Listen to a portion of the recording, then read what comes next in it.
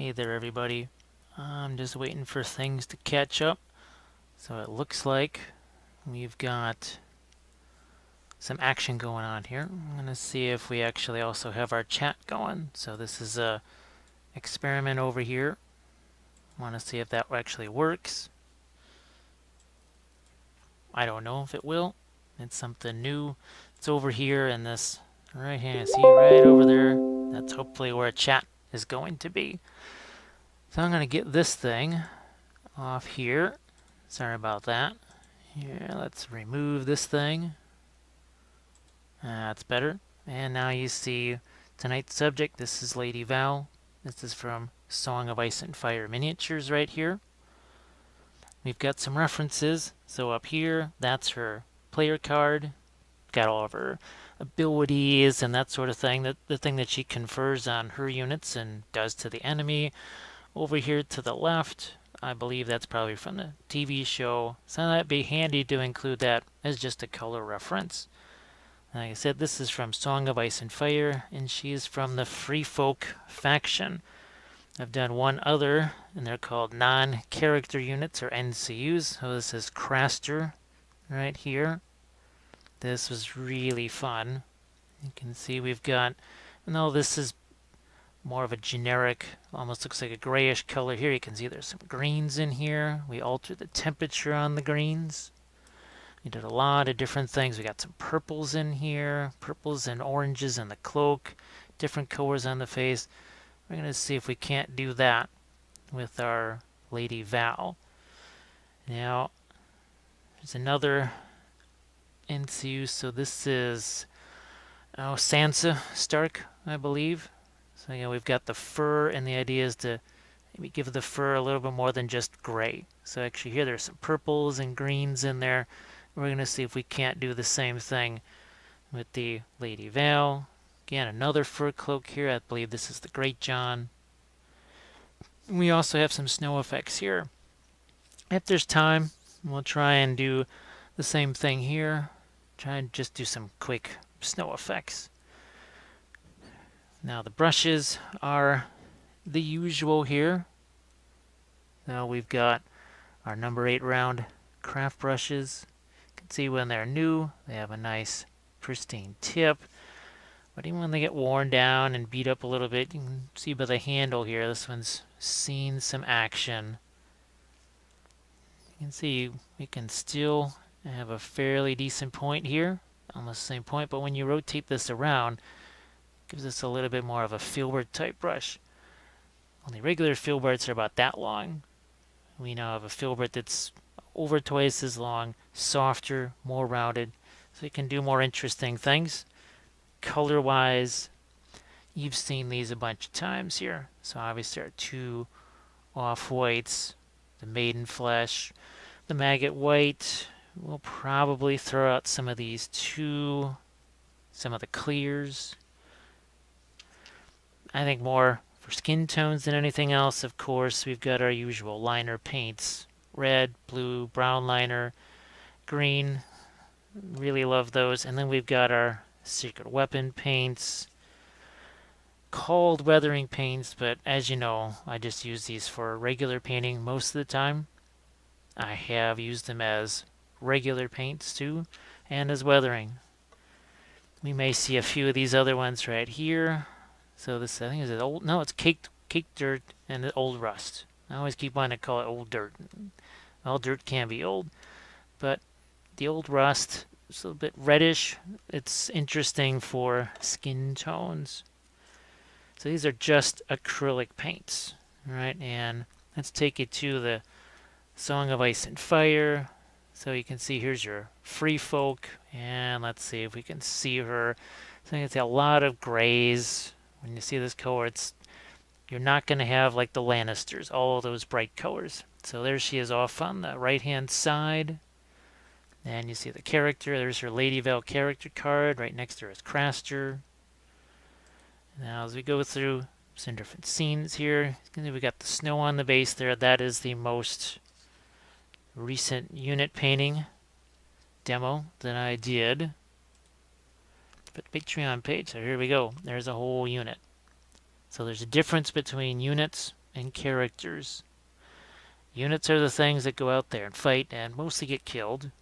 And the characters are the things that can manipulate those. But even on these guys here, you can see, okay, Night's Watch are supposed to be black, but you can see there's a little bit of a reddish tint there on the pants. The cape has a little more of a bluish tint, than back here it's purple. So even though we have muted colors, we still try to make them interesting. They don't have to be boring. Don't have to be boring. What we're going to do is get some paint set on the palette here. And let's move these out of the way.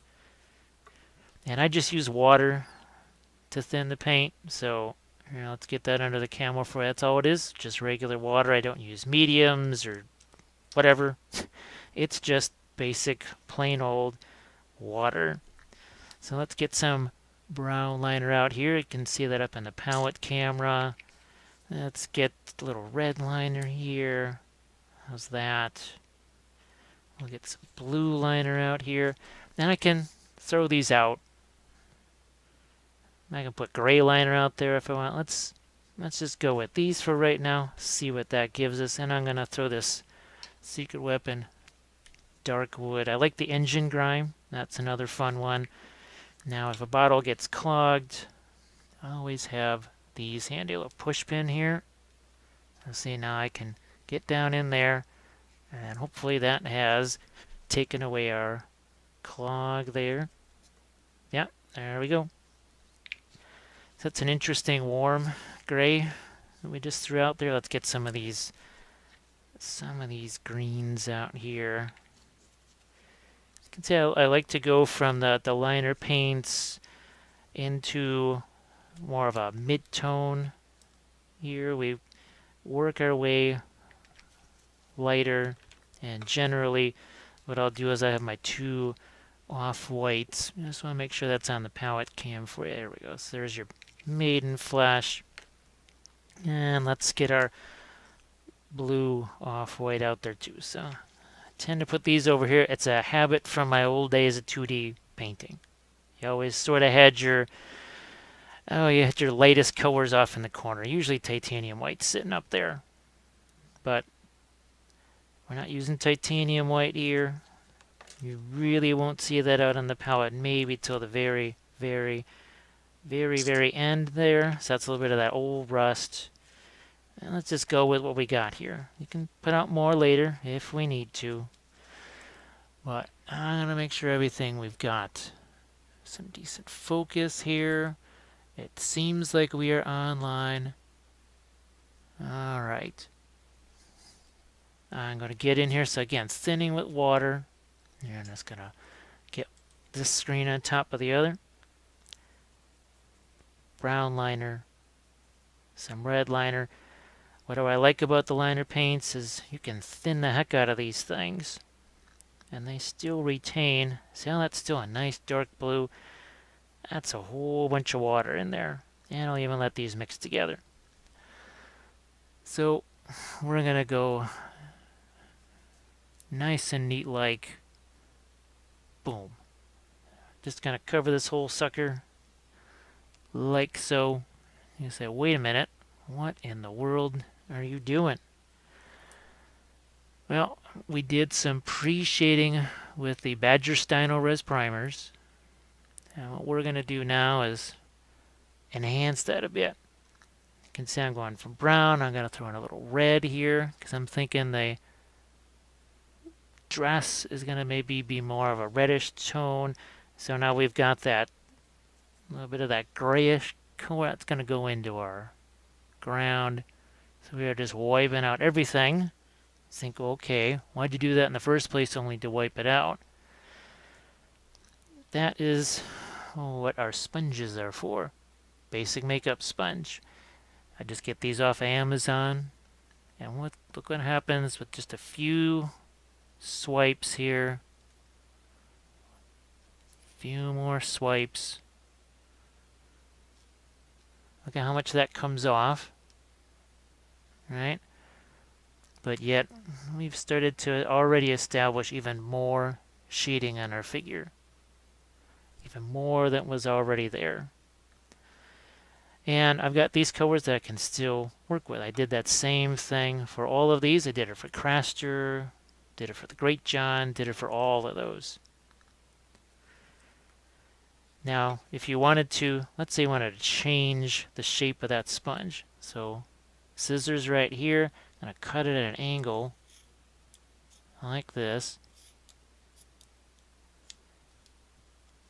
And now I've got a different shape sponge. So I got a little bit of an angle there. So let's say I needed to get more into this basis. Like I said, I'm taking off a bunch more. Taking off a whole lot more. Look at that.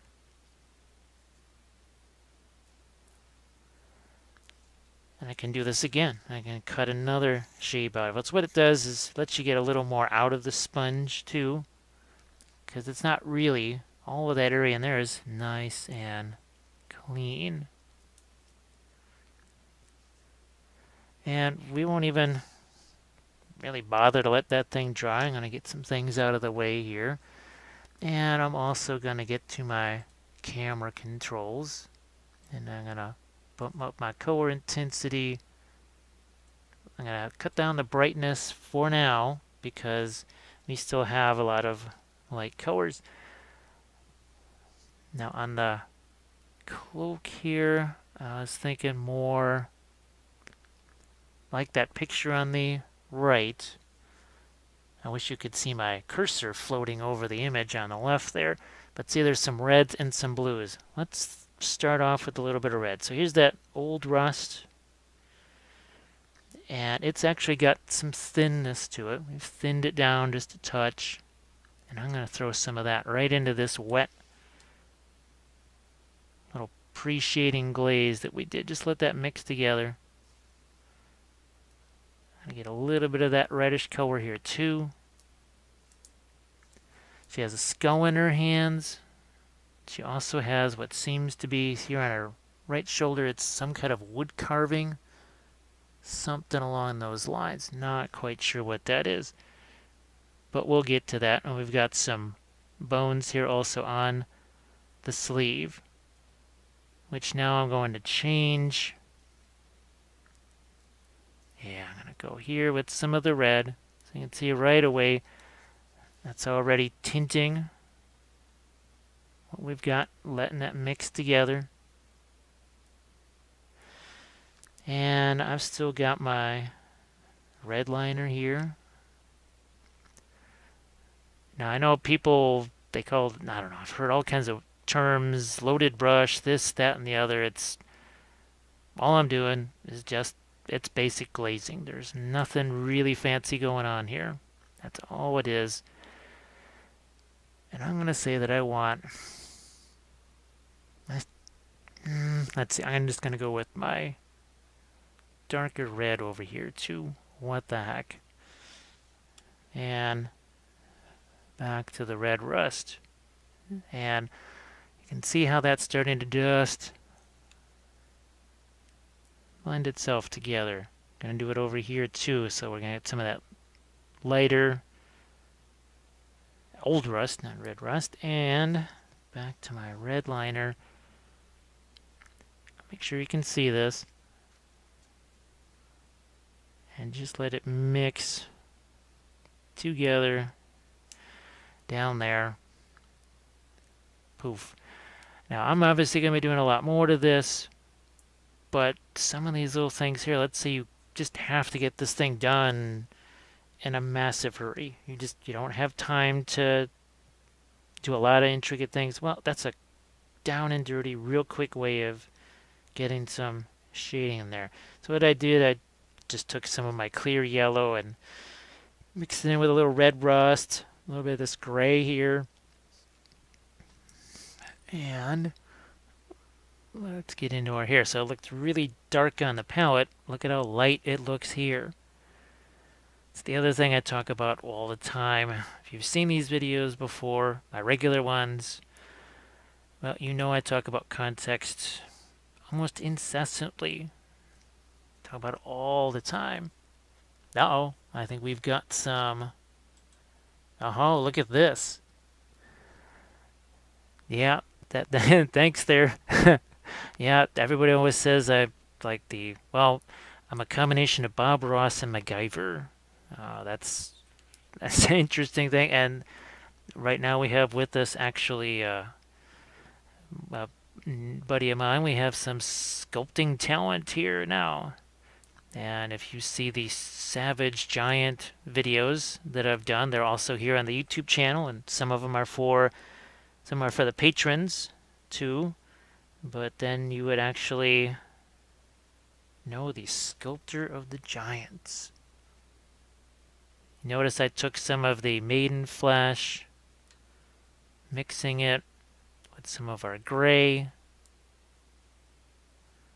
and see how I got that nice point there, but you can also see I have plenty of paint that I can work with, and I have not waited for anything to dry. I'm going to hit that skull just to get some color on that, and some bones here, and oh look, just going to take this color, throw it down on the base. Not going to get too elevated with any kind of highlights on the rocks. Remember, we're doing snow effects. So if I have all kinds of highlights and light colors here on the rocks, it's going to make the snow look more dingy. You don't want dingy snow. Now winter is coming. You don't want dingy snow. So back to the... Here I'm going to grab some of that hair color mixed with the maggot white. And here we go. Now there is a significant lag time when it comes to the things that I see in the chat compared to when you type them. So don't dismay. I am not ignoring your pleas for mercy or whatever it might be. So I don't want to go too much higher than that. And I think I'll just take a quick interlude here to talk about the basing. So here we have a figure. That's the mountain there, Gregor Clegane, I believe. So it's just basic tree bark, rocks, oxide paste. That is generally how all of these things are based. And it even works in the cavalry figures here. Same thing. Bark, twigs, a lot of stuff they just pick up off the ground. There's a little bit of dried foliage right here. Really love doing that. But speaking of the giants, here's one of them. This was, again, so it's up on YouTube for you to see. So there we got their snow and ice effects and everything. So we're going to try and do the same kind of variations in those muted tones that we did on the giant. So here we go. We're going to take a little bit of our off-white that's reddish, mixing that with our golds, our yellows here, and look at how much lighter that gets already. Look at how much lighter that gets. And you can see that I don't just paint one area. I go from the hair to the base to the fur to somewhere else. I always hit that phrase, think globally, work locally. So I'm trying to think about the whole thing all at the same time. What brush size is that? This is, oh, well, here. So this is the number 8 round, and I will show you its source. Most people are convinced these are rather expensive brushes, but there we go. $4.99. That is for 12 of these. And you can see when they start out, they have that nice point. It's basically a watercolor brush. It's a synthetic, so it's got some wear and tear ability on it. That's for sure. Now you can see there's still some areas that are glistening there. So that's still actually wet paint that's sitting there. And we're just going to go right over the top of it, start to work in some of our bone colors here. Let's go back to the gray. So if you're wondering why I kind of have this crazy approach to painting, I used to teach pastels, watercolors, oils, acrylics, all kinds of 2D art. And I think you can see that those have followed me here to miniature painting. And actually, this February is the 7th anniversary of the blog. Yeah, I first started the blog 7 years ago, but I'd started painting, what, geez, 12 years before then. So I think we've been doing the miniature painting since about 2001. Yeah, yeah, summer of 2001 is when I painted my first miniature. And we've been developing and combining the 2D and the 3D ever since. Yeah, that's what everyone says. Here, let's find ourselves. That I guess this is what most people are typically going to use. So there we go. Yeah, but when these things are new, that's the fun thing is that they can have a pretty decent point on them. Now, once you beat them up, they'll lose that point. But as you can see, there are many replacements. Now, let's see if we can't hit ourselves a little bit of a skin tone here. So I'm going to throw some clear red out here.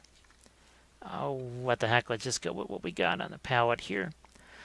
So we're going to take our red, some yellow, touch of that gray. Let's get one of our off-whites in here. Here, let's get a little water in there to make it flow. A little more yellow in there. Then we're going to take some of our off-white that's bluish and hit that a bit. Let's see what we got. Let's do the hand test. So that's not too shabby. Didn't take long to make us a skin tone, which we can now plop on her. And guess what? See how that looks already very light when that's what it looks like compared to white. So you can see we have a long way that we can go with our skin tones here as far as value-wise, light and dark. So we're just going to throw some of this onto the hands like so. Now I didn't study this miniature in advance or anything like that. I try not to do that very much at all. I try to avoid that just so that there's not that comfort level, because I want to be having to explore this for the first time just like you guys. Because if you see me doing things the same miniature that I've painted 50 times, well, you don't get the sense of struggle. We all like to see cars, run into the wall, and it just sort of, if you can see me having to kind of find my way through a miniature, well, then when you've got to turn around and do the same thing yourself, you say, well, yeah, this is normal. That I shouldn't just be floating through this like I'm just on an inner tube on a lake somewhere. See, we go back to our cloak here. We start to work in some lighter tones. This is more like the traditional shaded base coat here, so we're starting to work in some lighter colors. How do you avoid flooding the recesses? It's a little bit of kind of that watercolor past, but it's also the colors too. So those liner paints, the secret weapon paints, even these clears. One of the reasons I gravitated towards them, and this is totally by accident, this was just me trying them out, constantly experimenting. I had no idea they were going to do that because that's not what they're intended for. Those just work real well with water. And by water, I mean a lot of water. As you saw, just how much water was being used there. But then you can see the water is reduced as we go along. It gets drier, basically. Now you can see how many times I didn't clean the brush. Look at all, there's like a big old blob of red in there. But on the business end, we've got the color that we need. Now I can go in and clean that out if I want. And now we can get in here with See, I have all the skin tones sitting out here. Real nice that I can work with. And let's just get in here and can even start to add a few more lights to our skin tone as such. And not to fear, I can gradually move into smaller brushes too. Gradually get into smaller brushes. So as we lighten up the hands, we're going to throw a few little touches here on those bones. But let's not forget our clothes. We wanted to get into some reds here. Here, I'm going to shift this over just a bit so I can see my one reference picture. So that's, see, there's some oranges in that red. But right here, what I'm going to do is grab a little bit of my red from my skin tone, let that get in there. And now we're going to start, see, it gives it a little more saturation. The clear paints, they work really well with the liner paints. Again, those are from Reaper Miniatures. And they're both, oh my goodness, I wish they didn't have those names. I wish one didn't say clear and one say liner, because people think that the liner paints are literally just for lines and that the clear paints are actually clear. And I found out as I used them, clear paints, yes, there's some transparency to them, but they're not, say, clear red like a Tamiya clear, which is what I thought they were when I went to use them to do blood effects. Actually, clear red and the blue, well, clear red and red liner and brown liner, when you mix it with some water effects, makes really good blood. Actually, I do have a blood effects video. Yeah, that's the patrons can see that one. So if you're wondering about that, that's me, James Wappel, on Patreon, and I do scads and scads of tutorials. Each episode, whether it's for the army painting series or whatever, tends to run somewhere in the neighborhood of 2 to 2.5 hours. A little bit like this one here. It's a very similar structure. The army painting series, you're actually combining 5 of those together. And later on, maybe when I'm waiting for something to dry or whatever, I'll show you what some of the units look like before they even get paint on them, because I show you the basing and everything. Now, see how that got a little more towards the orange side? Well, I'm going to continue that,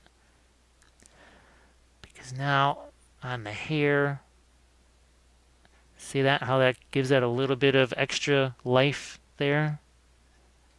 Just a little bit of extra life. It's not necessarily lighter or darker than what's around it. It's just more to kind of bring home the point.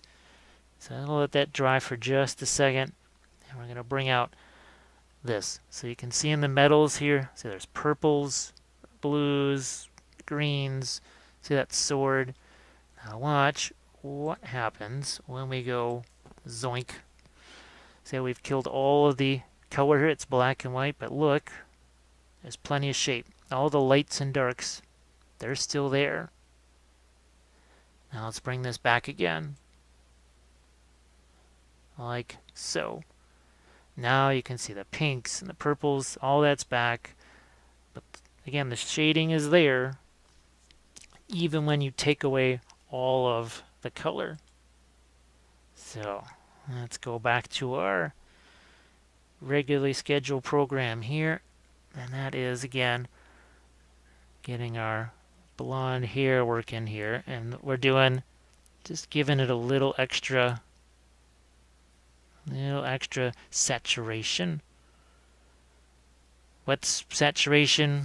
Color's just a little more pure, a little less grayed down. So you're even got a little bit of that on these bones here. Now I can throw out some of the old Rust here again. Let's get some of that clear yellow out there. Some of the red. I know some folks will say, well, gee, that's not a whole lot of colors out there. Well, 2D art. When I was doing watercolors, never really used more than 7, 8 tops. For the most part, I was doing a bunch of paintings, mostly with 6 colors, if that many.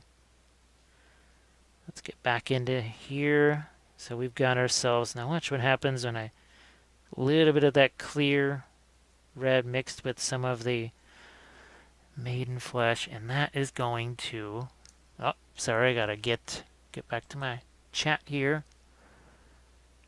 So how do you find P3 versus, oh, no problem.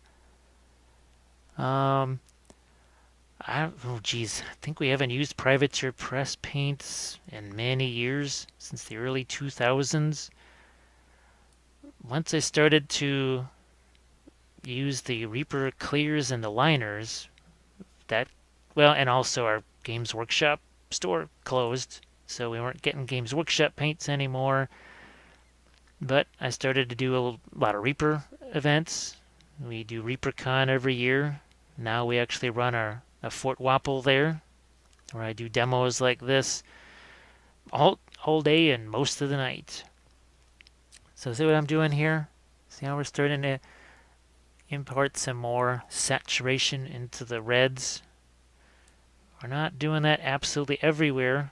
We're just picking and choosing a few places to bring out a little bit of this red. Speaking of red, I'm going back to my skin tone here. Let's see if we can't put some rosiness in the cheeks. Let's see if I can.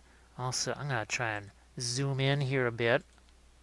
So we'll make it a little bigger. How's that?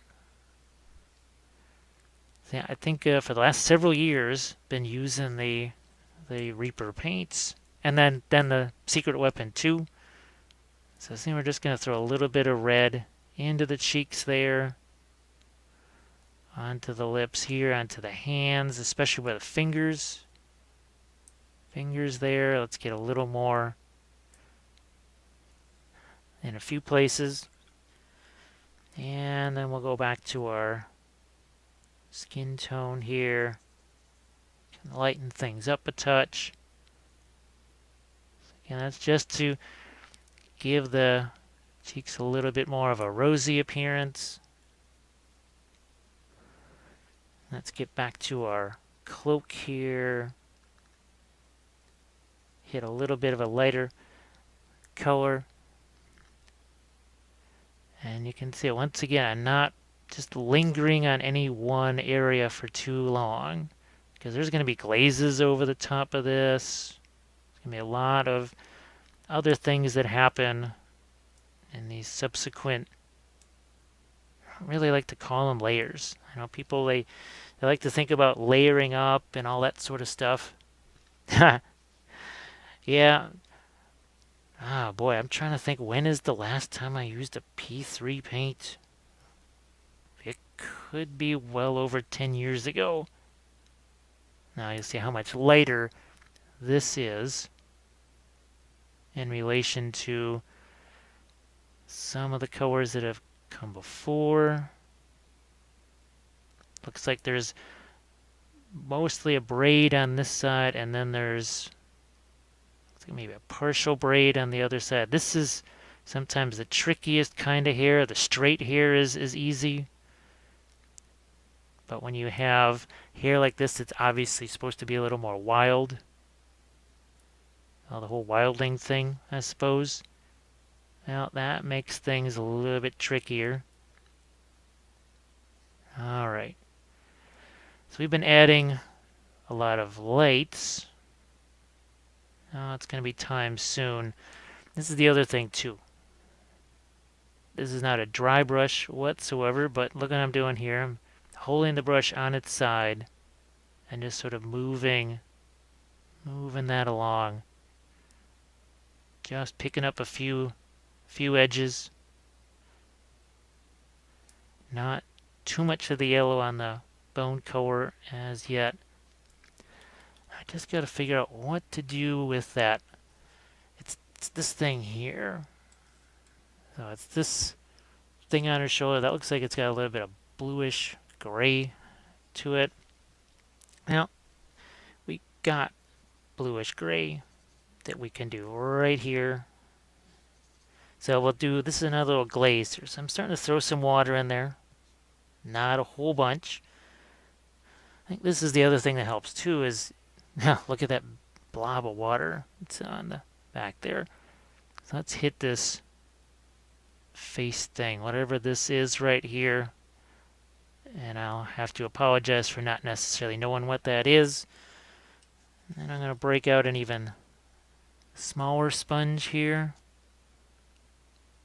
and take some of that off. So you can see now we've got a little more definition there on whatever this happens to be, some kind of a mask maybe. I'm going to take some of this gray, some of that blue. We're going to, in some parts of the cloak here, we're going to darken some of that. And just took some water. That's all it was, to lessen the amount of the liner paints and such that's in there. And now, again, I can just go in there. I can take some of that away. It's almost a little bit like a charcoal drawing, where you throw some on and then take some away. All right, and all we're doing is just starting to add in some shadows here. I'll take some of that green liner and some of that old rust and make ourselves a little bit of a brown here. No, let's go in here, get a little more shadows in some places, a little more definition. Yeah, basically, what you have going on, you start to have just successive refinement. You know, how much do you want to develop your details? If you don't have a lot of time and you just need to work fast, you can go ahead and work fast. But maybe you've got some time to spend. Yeah, I'm just trying to make myself a little bit of a darker hair color here. And I'm going to do the same thing. We're just dropping in a few little darker tones on the hair. Now people say, well, Jim, why don't you just look for just the right color and just layer it up from black or whatever. Well, first, that does take a whole heaping ton of time, but it's hard to get this much variation. You saw that other guy there with all those pinks and blues and turquoises and everything going on in the metals. You just don't get that when you are doing that, for lack of a better term, traditional layering up. It's really, really tough doing that. It's going to be very difficult. Just going to throw a little bit of this into the ground here, almost like it's a little bit of mud. Yeah, so yeah, just to get a little bit of variance there. And this is what I mean, just... Yeah, look at that. So, see, in no time at all, we're starting to get some interesting... No, ruined moment. Oh. Well, we started with the whole traditional black primer and working up from there, layer by layer by layer, because that's what we were told. Then we kind of went the opposite way. Then we went to the whole white primer thing, and you do lots of glazes and this, that, and the other. And eventually I went to this sort of halfway land where it was more of a gray primer, sort of a neutral gray, and I started in the middle and worked both ways. Now, let's say you're doing, I don't know, some along the lines of a space marine, and you prime him black, and you paint his face, and nothing else. Well, every color next to black looks light. But then when you go to paint his armor, well, what's going to happen? You run the potential for having your face be too dark because you compared it to black, against which everything looks dark. Then you say, oh, something's wrong with my face here. Well, if you paint the armor around the face and the face simultaneously, you start to see, okay, yeah, this is what the armor is. I need to lighten up the face a little more, or the opposite. So see, I'm just getting some shadows underneath the eyes there. Let's go back to our cloak here. So this is some of our initial wash there. Let's mix it with some of the clear red. See how that gives, even that dark, it gives it some intensity to it. And you'll see some of that intensity in these shadows here. Here, let's drop some there. Some there. And now I'm going to turn it into even more of a glaze. And just let that drop down into the recesses there. Same thing here. Now what I did was I got most of the paint out of that brush. And I'm going to manipulate my glaze. Not going quite the extreme of taking that sponge and wiping it away, but a little similar to that. So we're going to get some more here on this side. We're going to do the same thing right here. Looking to do that. And now we're starting to get a little differential between this little mask on the shoulder and the reds here in the dress. So let's get... See, I just sort of walked the shadow up this way, but let's get something different here. Now, remember we're going to have snow there. So we always have to think kind of in advance. What are we doing elsewhere? So why in the world is he mixing red and green together, especially that lighter green? Well, what I'm going to try and do is get almost a little bit of reflected light down here. So see how I can manipulate where I'm holding the figure? Now let me get back to the chat here. And yeah, that's the other thing too, that with this method you have to realize that for about 85% of the time it's going to look like an unholy mess. And you will sort of question, well, your abilities, your sanity, whatever. But not to worry, because the devil is in the details, and you always save those for the very end. Let's get a little more of this green into my reds here. It's almost a little bit on the grayish side. I'm just going to drop a little bit of that down here. Again, thinking about where there's going to be snow.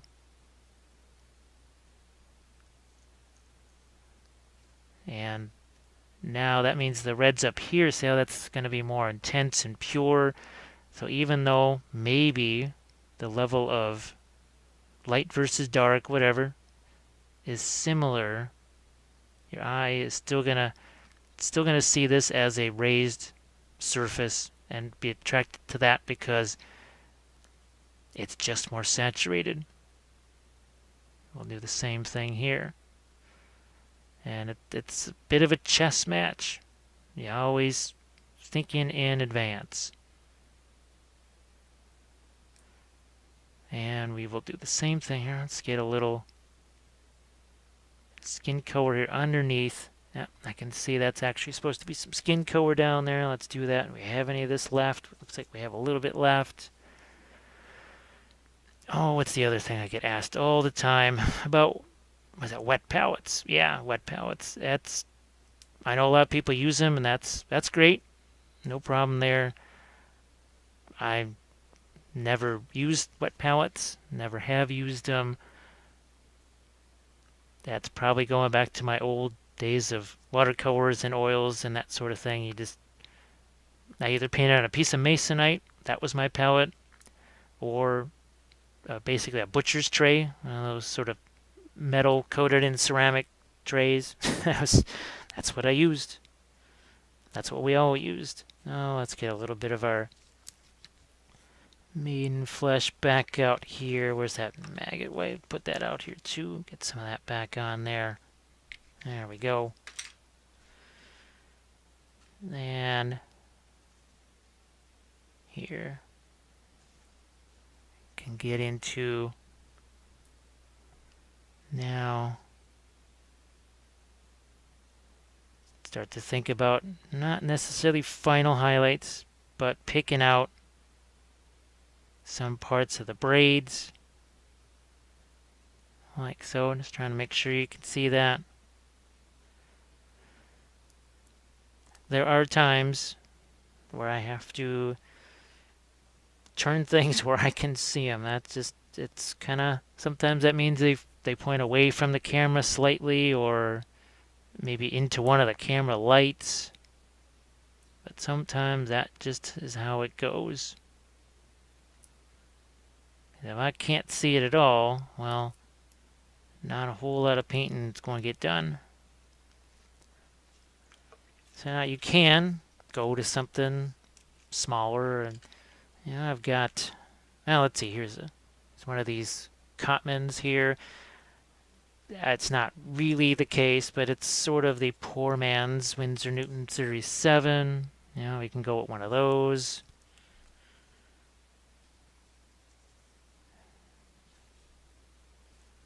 Here we got. And you can see I started to get some shadows in the hand. Let's see if I can point this to where you can see. Ah, good. So let's start to get a little separation in the fingers here.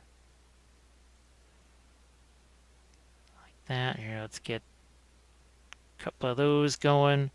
You can see that it's relatively, I don't want to call it watery, but it is not. We're letting some of those earlier layers show through. So we got the other hand here. We're going to try and do something similar to that. So here we're just going to do that here on this cheekbone. Like so. Onto the chin. Let's see if we can.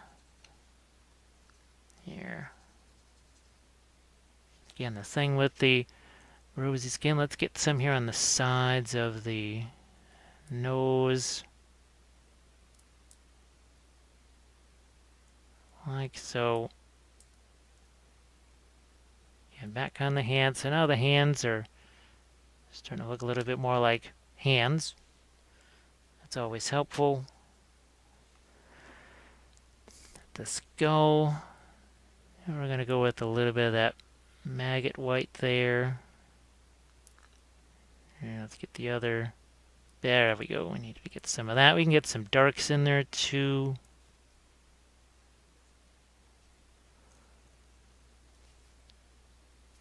And let's see how much light do we want to get on that mat. I don't want to get too light on that, so I'm going to just save that.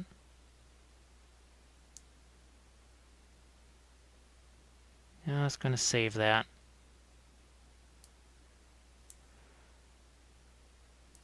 Yeah, for whatever reason, I'm kind of disappointed my little chat thing is not working over there. Don't know why. I've had to keep the window open. So basically have YouTube, that window open with all of the crazy stuff on there, plus the screen that you're seeing,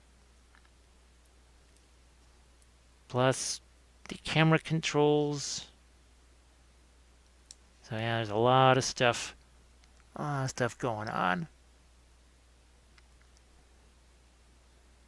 And just working in a few of these lights here and there. Let's change the color of that. Let's work in some of this greenish color here. Again, onto the whatever this happens to be. Just don't know what that is.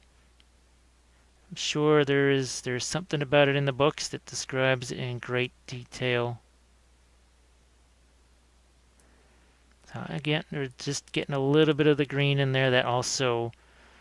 That's going to help us get some separation with the reddish color we put in the outfit.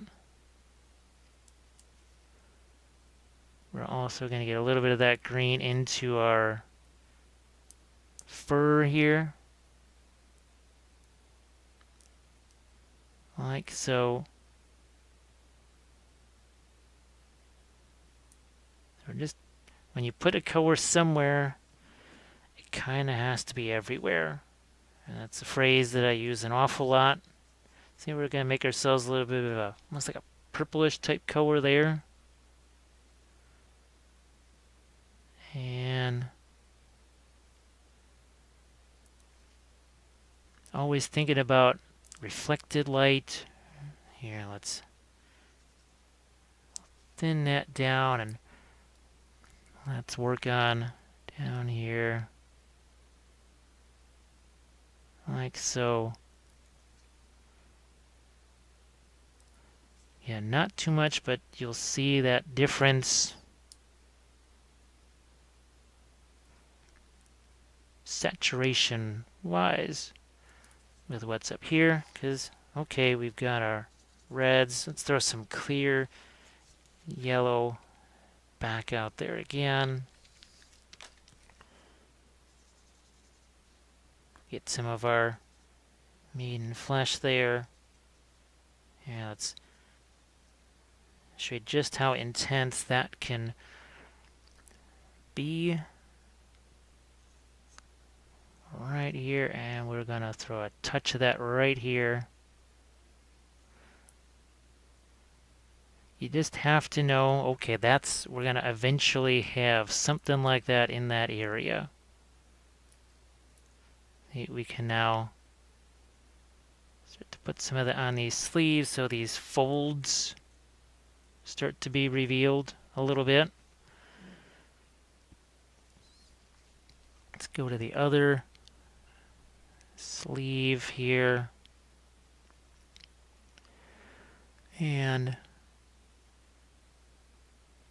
again, make some of these folds start to stand out ever so slightly. But you can see how dark that is. We can even, here, let's make this palette camera bigger. So I can go a couple different directions. See if I take the maggot white in there. See that now that makes it a little bit more of a pinkish type color. It's not quite so orangey. So here, let's move this back into position. I'll go back into here. And yeah, see now we're starting to find, see we've got a nice turn here where it starts to come over, comes down, a couple of folds there. Same thing here. And again, we want that color everywhere here. Let's get a little touch of water into that. And we can throw some of that rosiness into the face again.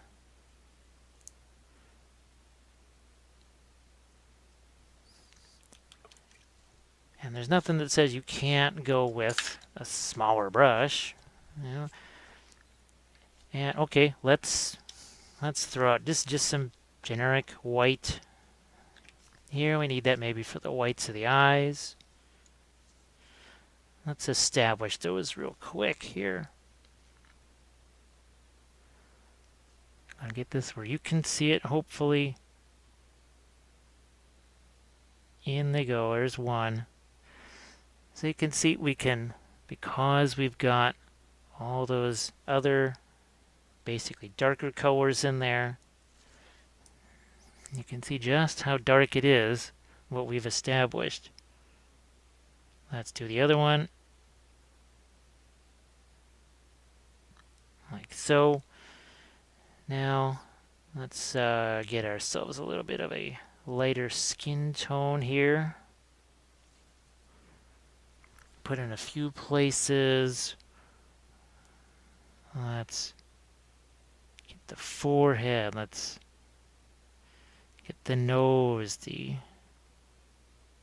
chin here. Let's do the upper parts of the cheek. Like that. The other one here. Like so. Get some on the hands here. Some lights. And the idea is always trying to keep some color on your brush. I always avoid the white and the black and all that kind of stuff because they are devoid of color. Now we got to get this upper lip here. There we go. Needed to get that. Now I don't want to do too much in the way of, say, lipstick kind of stuff here. So we've got our old, is that the old rust? I'm going to try and get this upper lip here.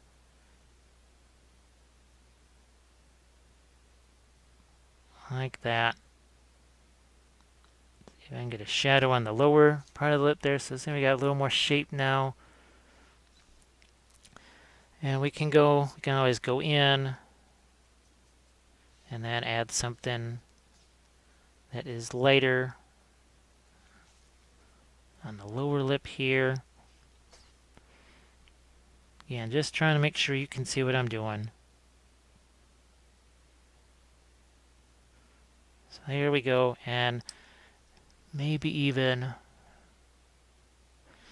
yeah, let's see what we got green-wise here. Let's see what we can add. I don't want to get too stuck on things.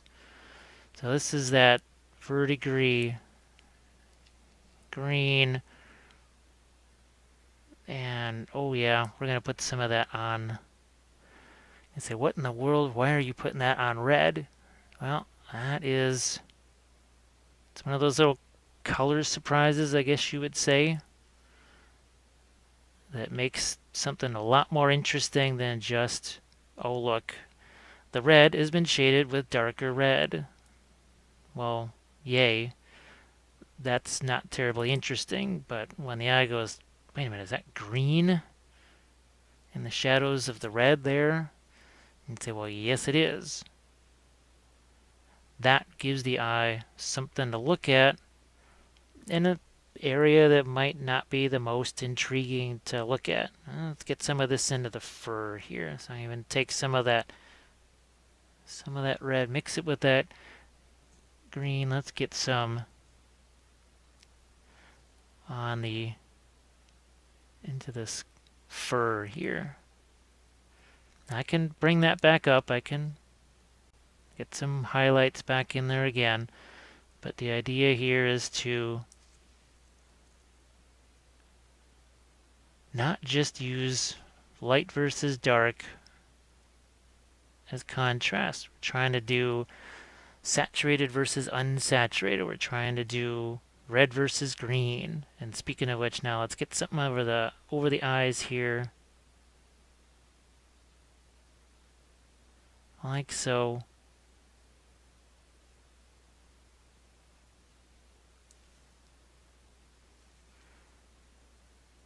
And there we go.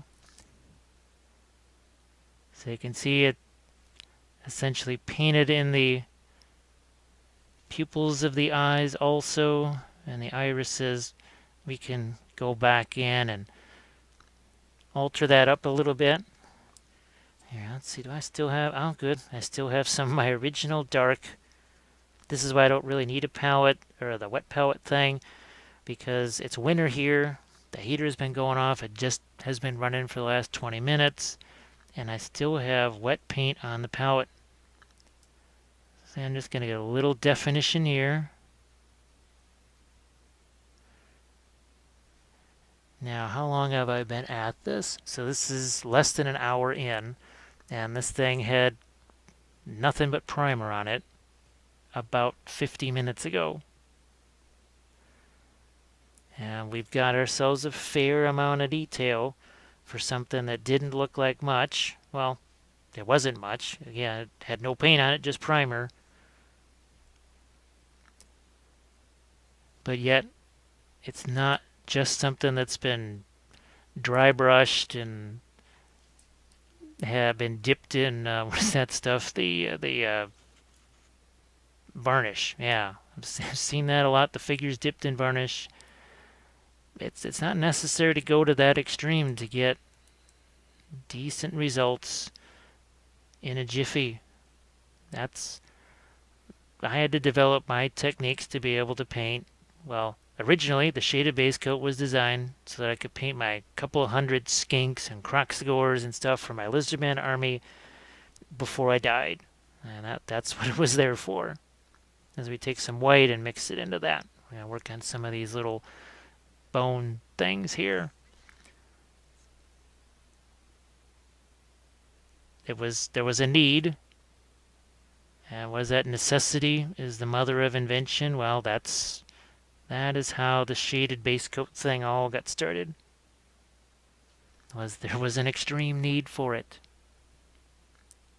It had to be done, otherwise the army was never going to get done. There was no way that I could just take all of those little skinks and pterodons and everything else and be able to shade all of those from just black primer all the way up to their highlights and get all the exotic colors. Now, if you look, you can see that thing scrolling along the bottom and talk about, video sessions in the blog. That blog has thousands of articles, not hundreds, thousands of articles. Lots of how-to stuff. Now, obviously, a video format like this is going to show you a little more in detail what's going on, but there's terrain articles on the blog. There's hundreds of basing articles. I think something like 300, 400 of those. But as the little scroll says, the Army Painter pledge level, that's $15 a month. And that will get you can see any video that I make that month. And over the course of a given month, I'm making at least maybe a minimum of 18 to 20 hours of new videos every month. I mean, that's a minimum. So that's working out to less than a dollar, actually way less than $1 an hour of videos. And I try and always tackle something different. I'll try and tackle oil painting. I'll try and tackle a new type of basing, object source lighting, using metallics, doing non-metallic metals. So see, I'm just getting starting to pick out a few highlights now. Key areas of the face. So here, let's see what we do here. I'm gonna kill one of the lights there. All right. But this is still one of my favorites here. This is my Lannister unit. And we're just trying to pick this thing up. Here we go. So there you go. And the Sky Earth non-metallic metal there on everybody. Let's crank down the color intensity a bit. There we go. That's a little more like it. But they all start out. This is typical episode 1. Here. Guess what? It's a unit just like that one. But you can see how we've integrated the bases and the movement tray together. That's a typical episode 1. Episode 2 shows you what we did at the start of this episode. That shaded base coat type stuff. Then we get into the midtones, and final episode tends to be about basing, freehand, that sort of thing. So that's what is typical army painting madness.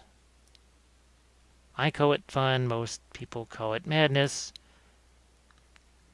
because it's a different approach to it.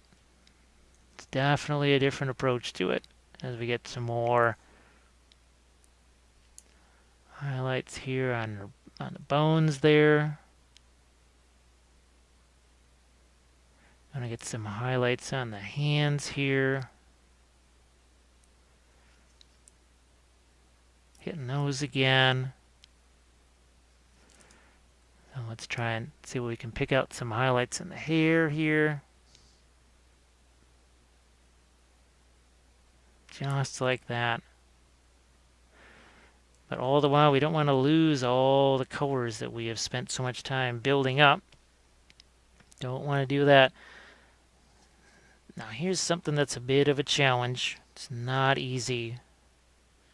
What I'm trying to do is make basically a gray here, kind of a flesh-colored gray. It's a little bit on the lighter side. Here, let's do that. What I'm going to try and do here is get a little bit of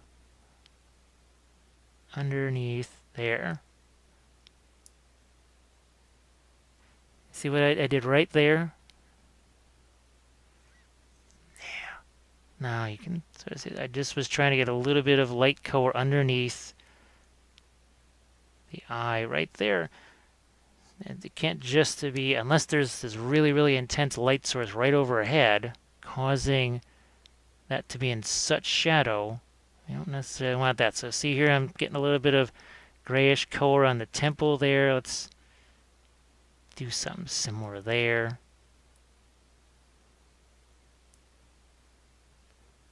So see, we've got this difference now where we've got a little bit of rosiness on the cheek, and then this has almost a little bit more of a grayish tone to it. Those are the kind of subtle little things that we're looking to do here. And even though these are basically one-piece plastic figures, you can see there's enough detail in the faces to be able to do some, you can do some fun stuff with those. Let's see if we can't get a little bit of one last light color here on those lips. Like so. And if you don't like it, you'd say, you know what, I'm just gonna wipe that away. That's, you have to be, I guess the word is a little more fearless. That, I think, is the operative word. There is a little bit more fearless. I've seen people talk themselves out of, well, I've seen people talk themselves out of painting altogether. But I've seen people say, yeah, you know what, I'm not going to do the freehand because what if I ruin it? I'm not going to do the object source lighting because what if I ruin it?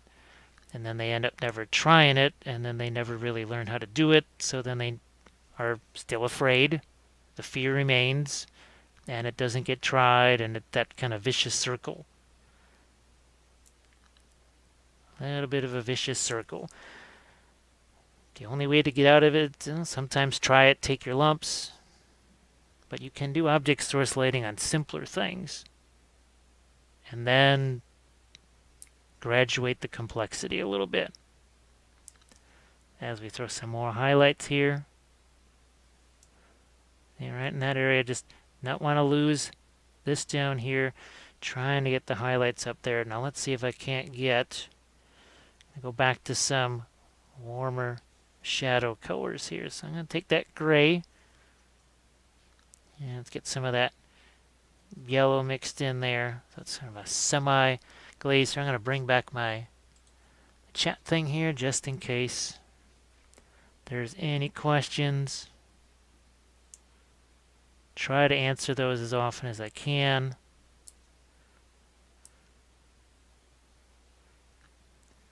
And yeah, still not quite sure why the chat does not show up in XSplit in that little spot in the corner I was telling you about. Here, let's get some reflected light on that skull there. Let's get some of the couple of the bones there. Let's throw out some. Let's get this back here. Oh, let's see what happens when we do something like this. Alright, so we've got this screen. Let's see what kind of fun things we can do with this. It's got, yeah, I think here's a good place for that in this. Right there. You don't necessarily want super harsh shadows there.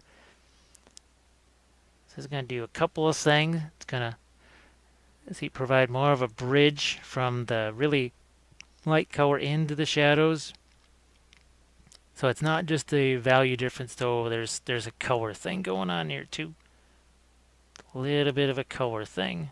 So we just added a little bit of a warmish green to that.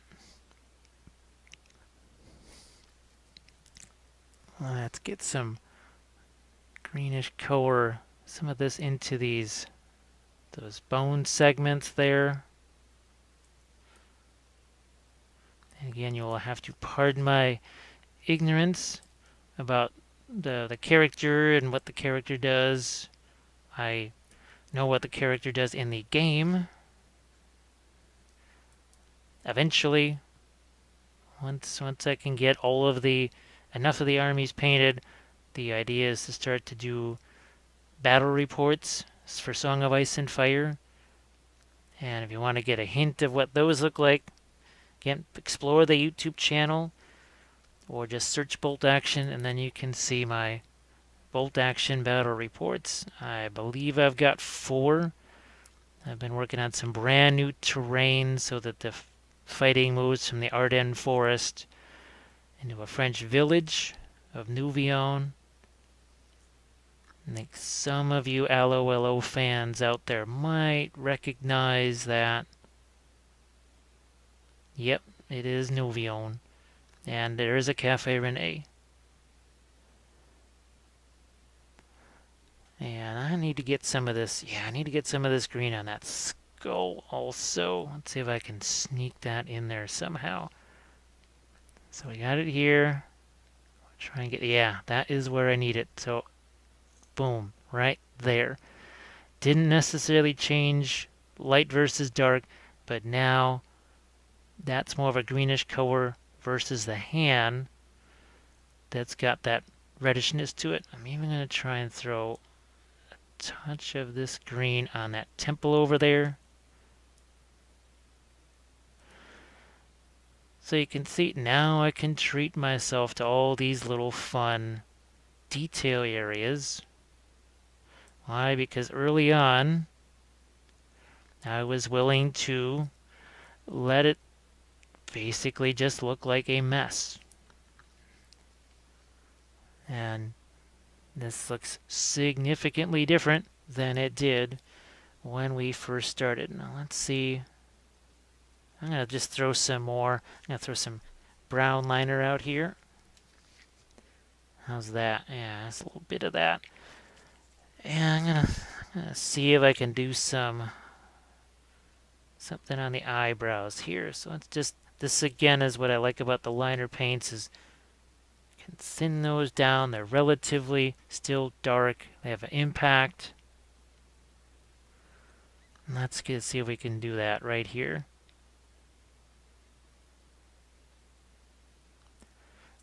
See, we've got one right there. And see how now we've got a little more of a gap. Ah, that's better. So there's a little more of a gap here where you can see the skin color in between the eyelid and the eyebrow. Let's see if we can do one on the other side here. I may have to actually stop talking, hold my breath, so forgive me for that. Yeah, we did it over there too. So now you have the eyes look a little more closed, a little less wild-eyed.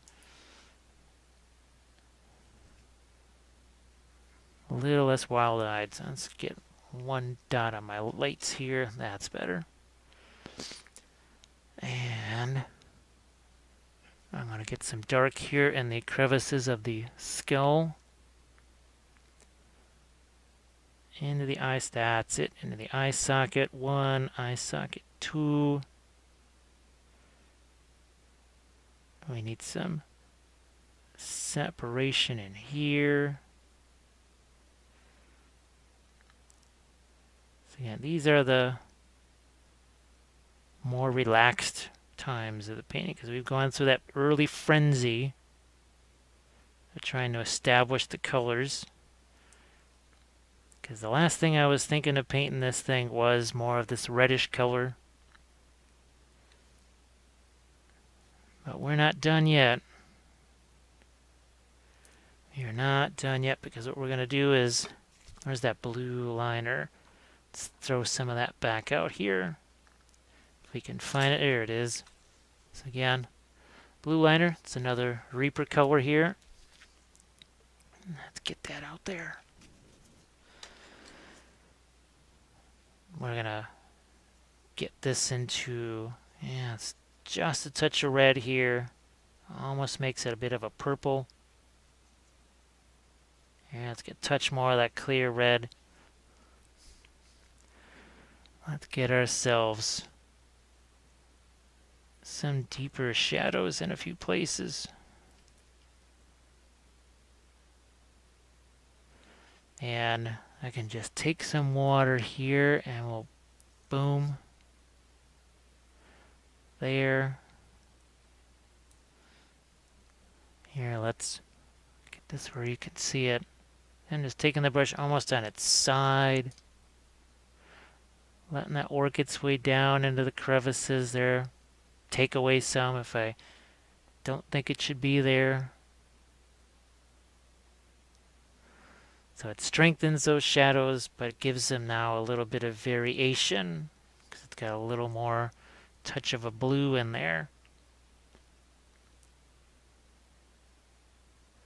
Gonna do the same here. The mask. Strengthen up some of the darks there. So you can see we've got light versus dark. We have warm versus cool, saturated versus unsaturated.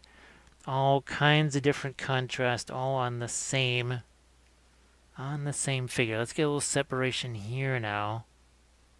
See that? Just look at how that's settling down in there. Not much. See, just a little bit.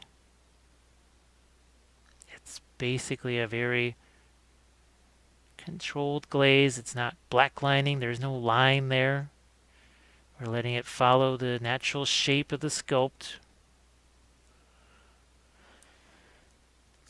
Yeah, you know what, let's go with, here, let's throw the red rust over here. Do we have some clear, yeah, there's some clear yellow left still.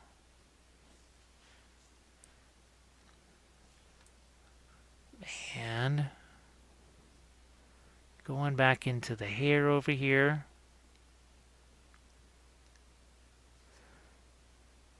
And not so much to darken, but again to give it a little boost of saturation.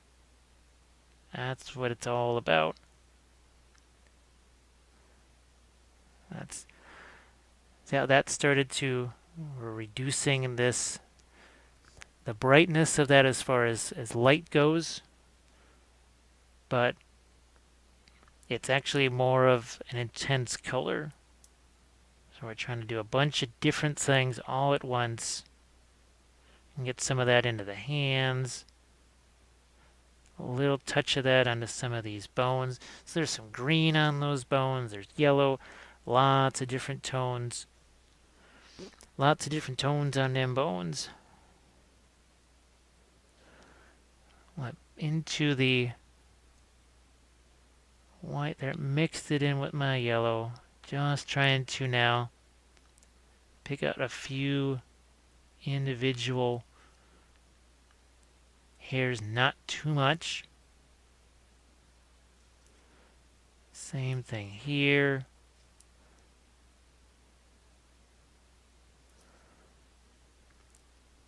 Now, if I painted this thing again, I might try going more with the bluish grays or whatever on the dress and making it different.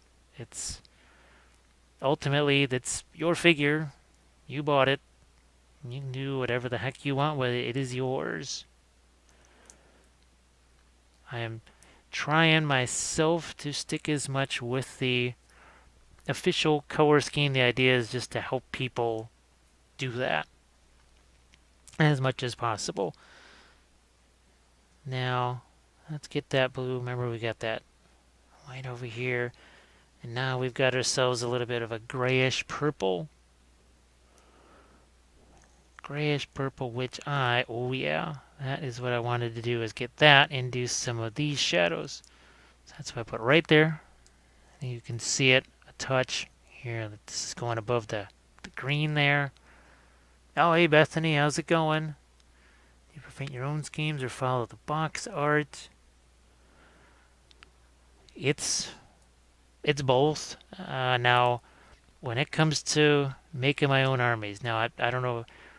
Well, today's post had links to the Tomb King and the Lizardmen armies and my Imperial Guard / Sisters of Battle, and none of those were in any way, shape, or form following the canon or whatever, the official stuff. I mean, as far away as you could be. Heck, my Tomb Kings were tainted by Tzeentch.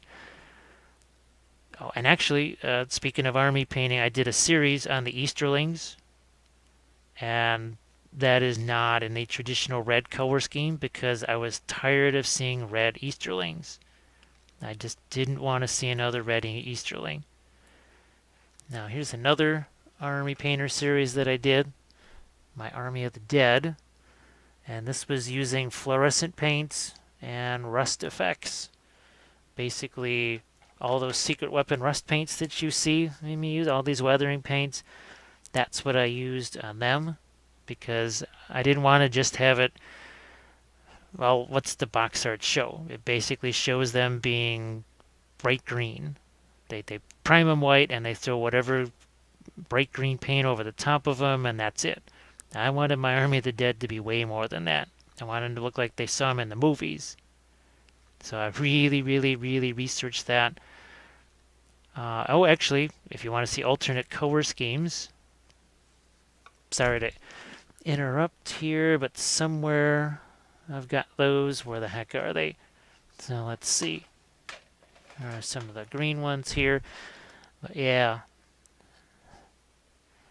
So these are the more traditional Night's Watch with the black, bluish black, grays, that sort of thing.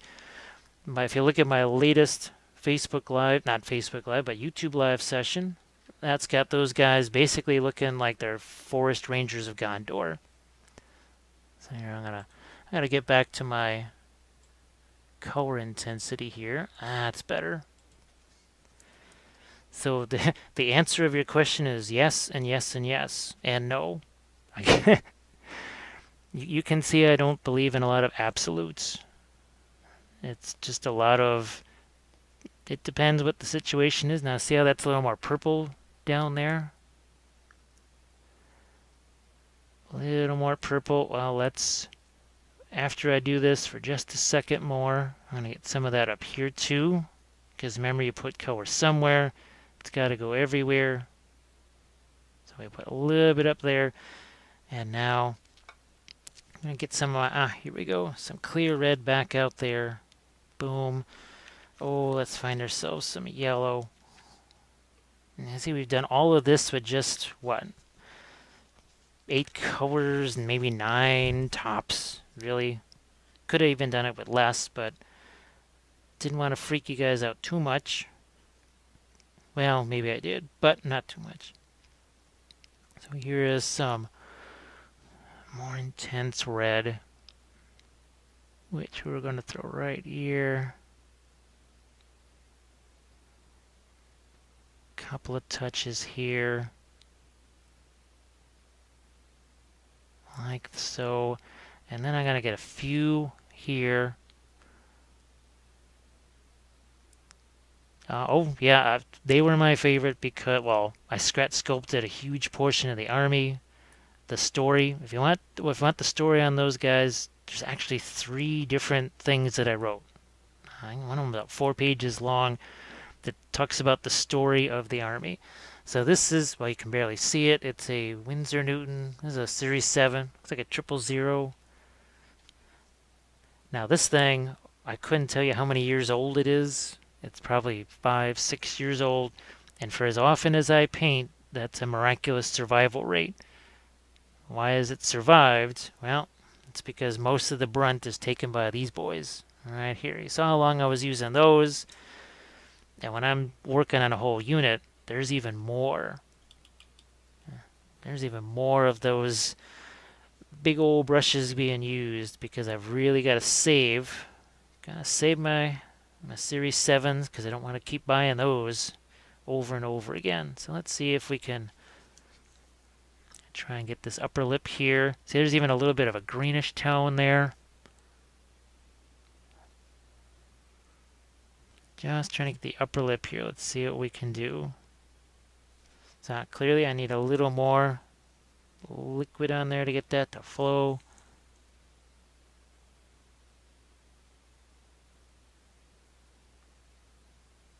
There, I just needed it to be a little bit, one touch darker there.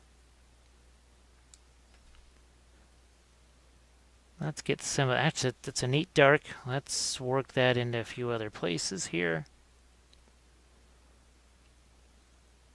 Few other places. Like so. And now we're talking about context here. Why not? Here, let's do a few things.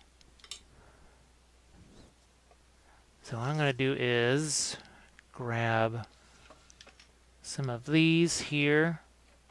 What do we have? There's some leaves here. Let's throw that out on the palette there, and let's see if I can't find. There we go. I'm gonna get some of the basing materials out now.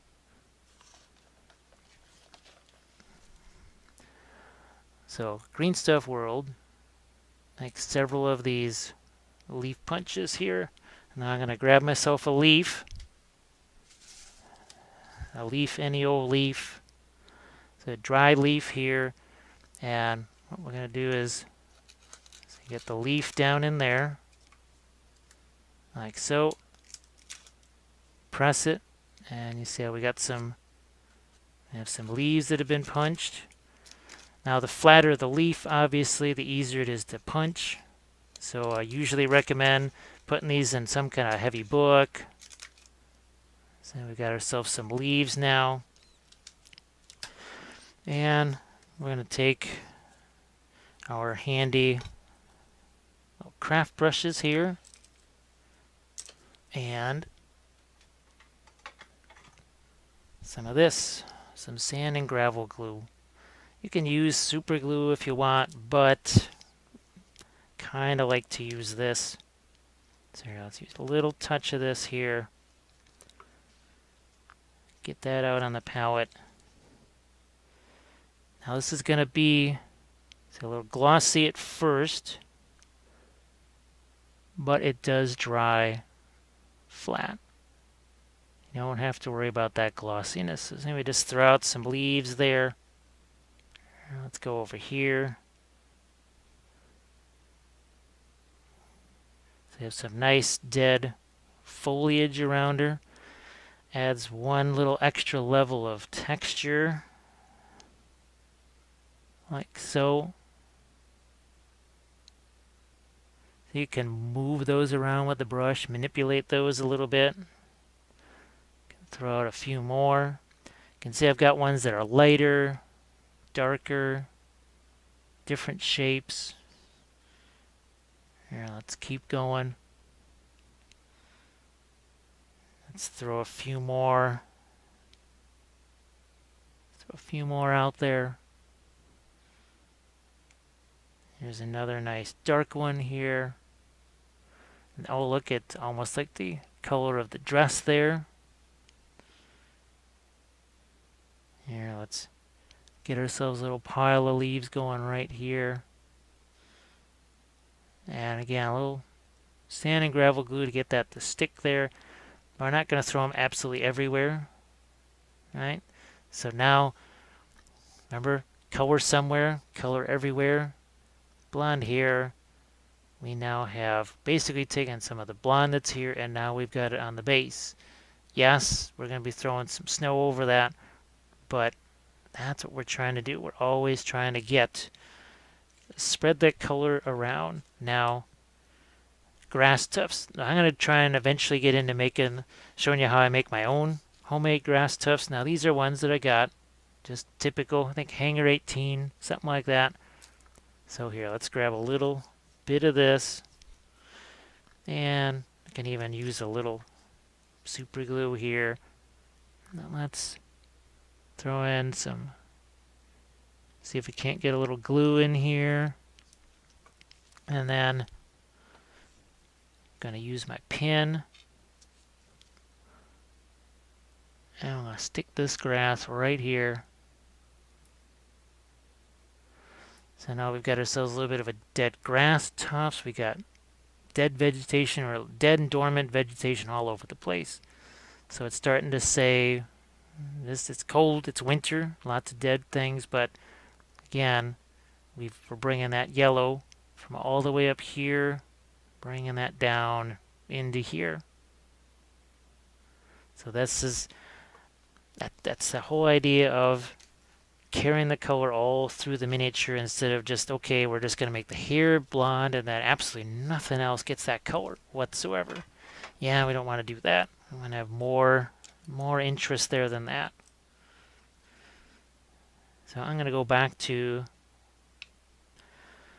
some of the pink colors here, back to some of that bluish gray, because I just want to let that glue set for a little while before I do the snow effects. Now I don't have the kind of little twigs and stuff on this one that I like to throw on, so I won't really be able to do an icicle effect, but my most recent Army Painter video has plenty of snow and ice effects. Lots of icicles. Lots and lots of icicles. The Savage Giants, I did 2 of those. Now, those also have plenty of icicle effects going on. And like I said, we're going to go over that stuff. We'll go over that in a second. I'm just now starting to see this is where I can go back in and say, you know what? All right, those little ropes, that twine that's holding it all together, that needs to be brought out a bit. And we're doing it with this crazy sort of a bluish gray type color. All right. Working my way, enhancing some of the shadows. See, right in here, using some of that purple, even in here, even in there. It enhances that fold just a touch. I might even here in some places in the hair find a few accents where it makes sense to have it. Maybe even here to get just a touch of separation where it's up against the bone necklace there that goes all the way down to almost her feet. But then I look over here and I said, okay. These pieces of bone, they need to be, something needs to be done over there. So I'm mixing a somewhat lighter ochre color. I put this on its side a little bit and then do a few of those. This is that thing that I mentioned in the very beginning about what level of refinement. Now, heck, an hour ago, you could have just thrown it out on the table. You said, you know what, that's good enough to play a game with. Then you take it, you stick it back on your dead paint jar, and what do? You start painting some more. And you just keep refining that a little more, a little more. Because you could easily now play it with just this. We don't even have the snow effects on here yet. But that's still, see how we have the pile of leaves here and then less leaves here. See how it forms kind of a triangle? And then we just have one of those, not one here, one there. We're also trying to give ourselves, see when we look at it from this side, there's a little interruption in the cloak there.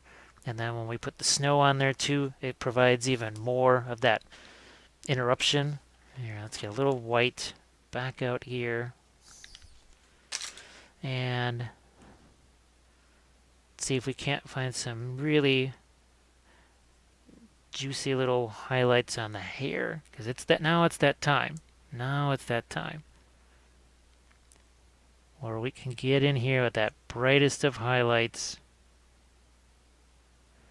and find just a few places. We're going to say, you know what, we're going to make this stand out. And I really want this here, where this line of the braid comes up and over this stuff. Just going to find, see, a couple of these points here, not down in there. Another one here. And then I needed to highlight a few of these strands. It's that notion of just going back and forth and back and forth. See, every so often I take some paint off on the glove there.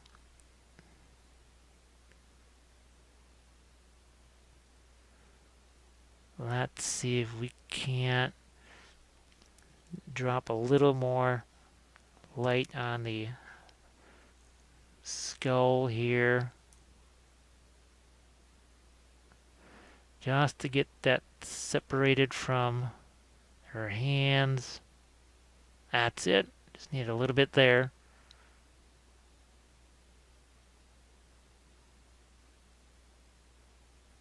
Trying to get the forehead going. So there's even a little bit of purple in the skin there.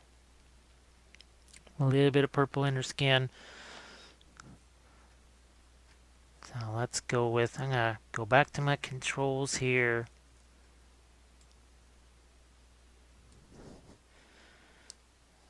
Let's go into some of our reds here again. And I'm gonna, not looking to edge highlight something. I needed to that's it. Because there was no separation between this and that. No separation, we had to put some there. Now I'm gonna grab some of that bluish gray here. We're doing the same kind of thing, just there. That is what it needed. Oh my gosh, did it need that? Just like so.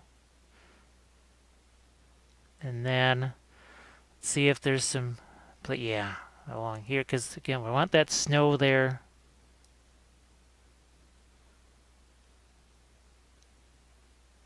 Now we have some touches of light there. What we will now do, let's do some snow effects so you can see how that works. And the snow effects are just a few things here. So we've got the secret weapon, this is crushed glass, realistic water, and this is crushed glass. You want to be careful with it. Now, I'm wearing a glove. It's not a bad idea. You could also wear a little mask if you felt the need to. We also have this. This is from Woodland Scenics, some snow flock. So let's throw a little bit of this out. And I'm going to put some in the cap here like this. We don't need a bunch. So a little bit there. get this over here. And let's find a little something that we can mix this in. And I do suggest that you have something here. Let's use this little. Everybody has tons of leftover blister packs, right? Never a bad idea to use something like that. So let's put it on something that actually has a color here so you can see it. Like that. Now what I'm going to do is make the palette camera much bigger here. And we are going to take some of our crushed glass and just gently pour that out. Not a good idea to blow on this stuff. It'd just be like you filed resin and then you blow on it. And now you got resin dust all over the place. So here's our realistic water out there. And you definitely want to keep those separated for sure. That is definitely what you want to do. Here, let's... Now, the more of this you put in your mix, the wetter the snow is going to be. So I'm going to wander this over here. And you can see when that mixes together, see how wet that snow looks? Look at how wet that is. The more of this we put in, the lighter and fluffier the snow gets, the icier it gets. See what happens? See how that's starting to solidify a little bit? You do not have endless working time with this. As a matter of fact, you have just a few minutes. And this is why we only work in little bits of it. So see what I'm doing here? I'm mixing up that snow, getting that ready to go. Let's get this thing off to the side here, out of the way. Just move that away. I'm going to try and keep it where you can see it. And now let's grab our miniature here. Make sure the focus is right for this. That's better. Now we're going to take some of our snow. I'm going to start in the easiest area here. So I'm going to drop it right here. And see, I can tamp this down. Don't want to lose my leaves entirely. Let's get a little more here. And a little more here. Throw some here on the rocks. A little more on the leaves. See how I can kind of push that down? Now, for whatever reason, my glue didn't hold there. But you can see what I just did. So I just got some snow effects on there. So we got some snow on our grass. Gonna get some more snow in here. Get some snow over here. You can make it as puffy as you want. You also maybe, like when I do the units, I try to have it make it seem like it's been somewhat trampled. So here we have, so we've got snow, we've got the dead leaves going. I'll put some snow here. And you sort of put it out there with the brush. You can use a smaller one too. And then you just sort of tamp it down. So see how the leaves are showing through the snow? When you use all the other snows that tend to be that white fresh fallen snow, what happens? Well, you just wipe all that stuff out. You would completely annihilate that. So see, we can use a smaller brush here. Get a little more control over that. See how we can manipulate that, but like I said, you don't have endless time to do that. And maybe we can get a few more. There we go. Now see what that does, right? Look at how that gives, again, more dimension to your snow.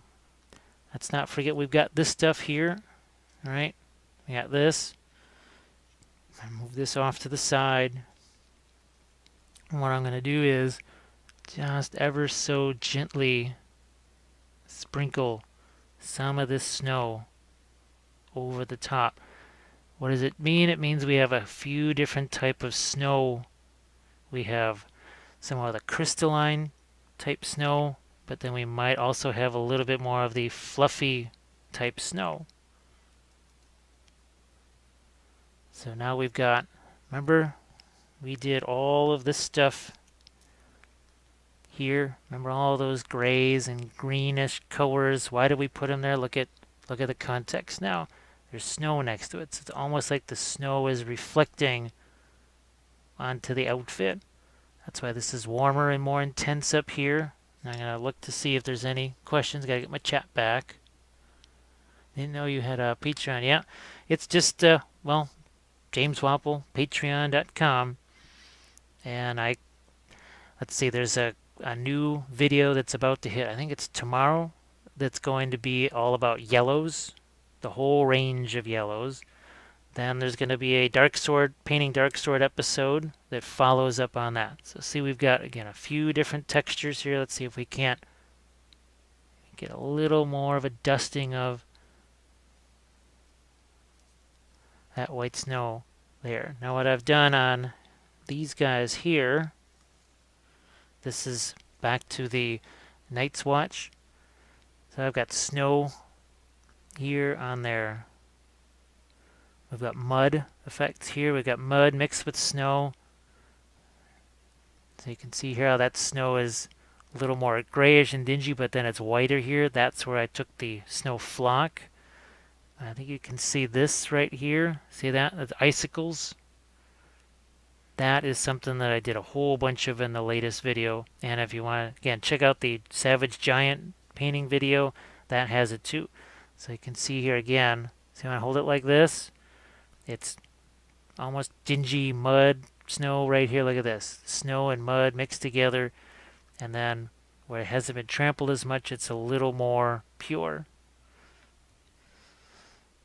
So I absolutely love these snow and ice effects. It's just, I used to do it the other way, where it was basically just flock or paste or whatever, and it was all very white and it looked like snow, but it didn't have this. There's like sparkling little crystals. You see that?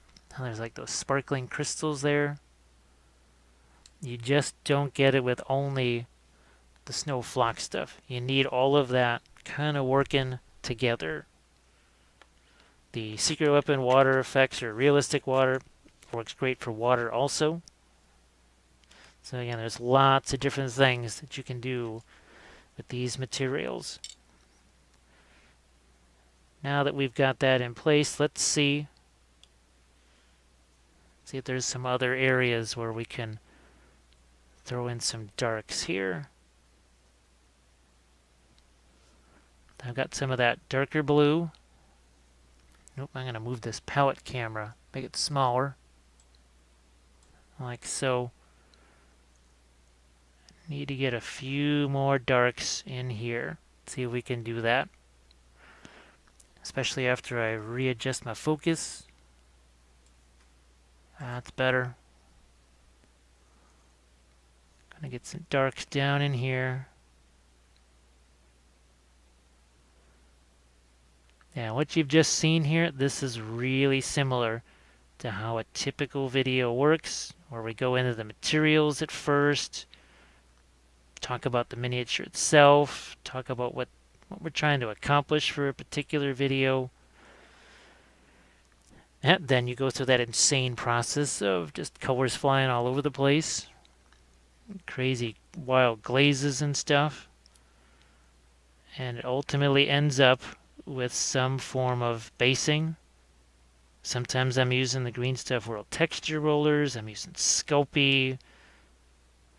I've done videos where I show you how to paint marble bases. Let's see if we can't get a little bit of this blue, bluish gray in here and some of that fold. See, just a little bit. Try and bring out that folded touch. Just bring it up a little bit. Right here. So yeah, actually, well, the address is right there. I just saw it. It's up on the top of the screen. I forgot I put that there. Actually, if you see my camera setup, which eventually I'm just going to make a blog post, I think, about the camera setup in this room where everything is arranged around me, either like the cockpit of a fighter jet or a spacecraft from 1960 or something like that, because it is tight quarters. Everything's got to be right where I can reach it. I don't think you guys want me just clanking around looking for stuff. We don't have the time to be just hearing somebody banging around in boxes. I see we've put in a few of these deeper darks here, some of those crevices. I still have some yellow left here. And I still have some of the original green left. Here, let's red and green make brown. Let's see if we can get some sterner darks down in here. Yeah, a little bit down in there. Yes, I know the hair is blonde, but if you look at the reference picture off to the left, even there I can see some greens. I'm going to move the chat over a little bit so I can actually see that reference. That was somewhat hidden.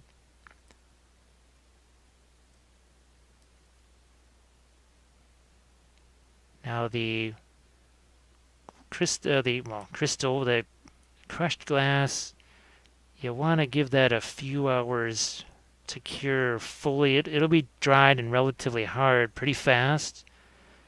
But I'd say give it a few hours to cure fully, and it gets lighter also as it starts to dry, as some of the water effects start to go away. So I'm taking this mid-tone green here and we're putting that in this area down here. So overall, the the dress reads as red-ish, but we got way more in there than just red. We've got greens, purples, you name it, all jam-packed into that cloak. And that's how you make something that's like this, just a one-piece figure. That's where you give it that extra pizzazz and they make people want to look at it that much closer. So let's see if we can't get some highlights on the knuckles here. Just a bit to bring that out. Yeah, let's do that on the same thing on the other hand here. Like that. We can use this on a few of these little bone pieces here, some of the twine. Again, the face. And the chin here, I got sort of a weird little dark spot. I'm gonna go after that. That's I think now you can see what I mean. So right here, got to get in there, clean that up. We're gonna add a little water to it. Now generally the snow and flock and that sort of, that's the last thing that I add because, well, that can get into your paint. Let's see. I can ask Justin. I think it is now.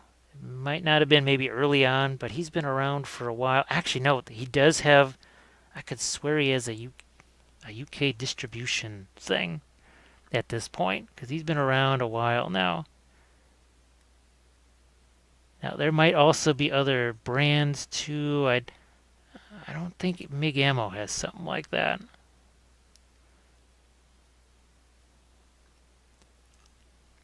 But there's nothing like that crushed glass snow. It gives you more flexibility.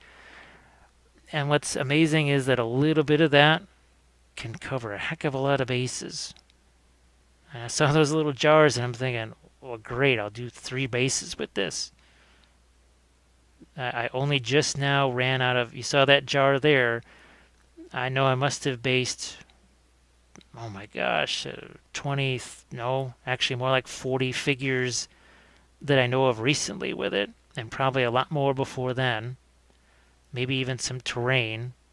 So it lasts for the heck of a long time. And you guys probably are going to be doing a lot less figures than I am, so I would gather it's going to last you longer.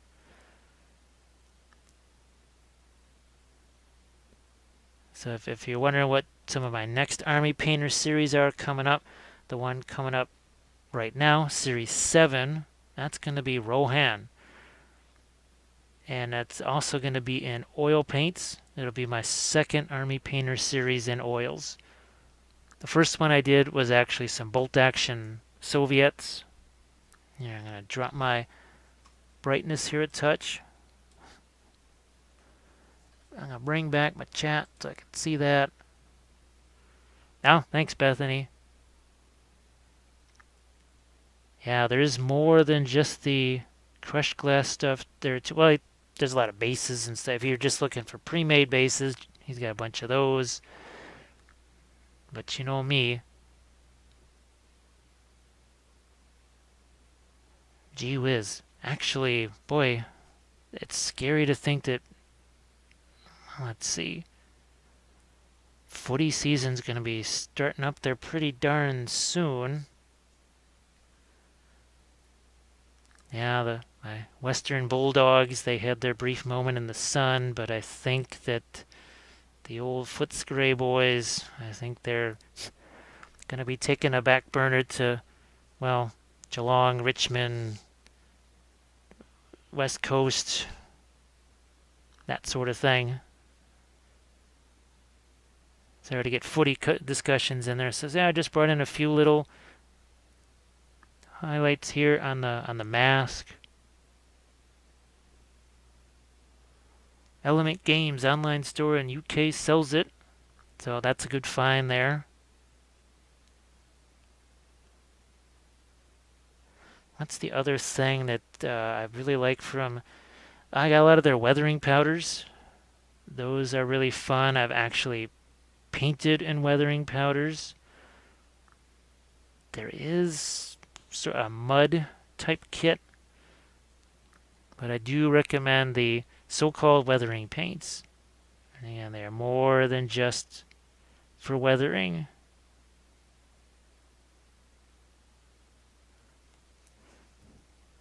So this Lady Val right here, I thought this was going to be fun. I knew it wasn't going to have quite the, say, the drama of where's Cersei here. So this is going to be another Facebook Live I'll do. This is Cersei Lannister right here. So she may be one of the next ones that I do. I'll try to do these. I try doing them on a more regular type basis, but sometimes between weather and other concerns with what I've got to do commission-wise and stuff, I'm hoping that the Patreon page can take the place of some of the commission stuff. It means I can do more videos. I've tried to make more commission things the subject of videos. Well, all of the Victoria miniature stuff, those are all commission pieces, but they are also now part of some of the army painting series. So there we go. We've got her going there now.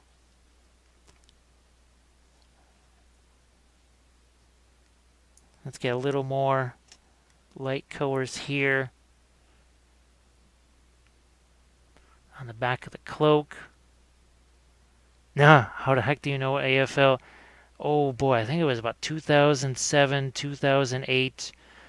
One of the public TV stations here. It's at the MHZ network. They play a lot of international programming. So news from Hong Kong, or NHK World from Hong Kong, from Deutsche Welle in Germany, France 24, I think, obviously BBC, but they played footy.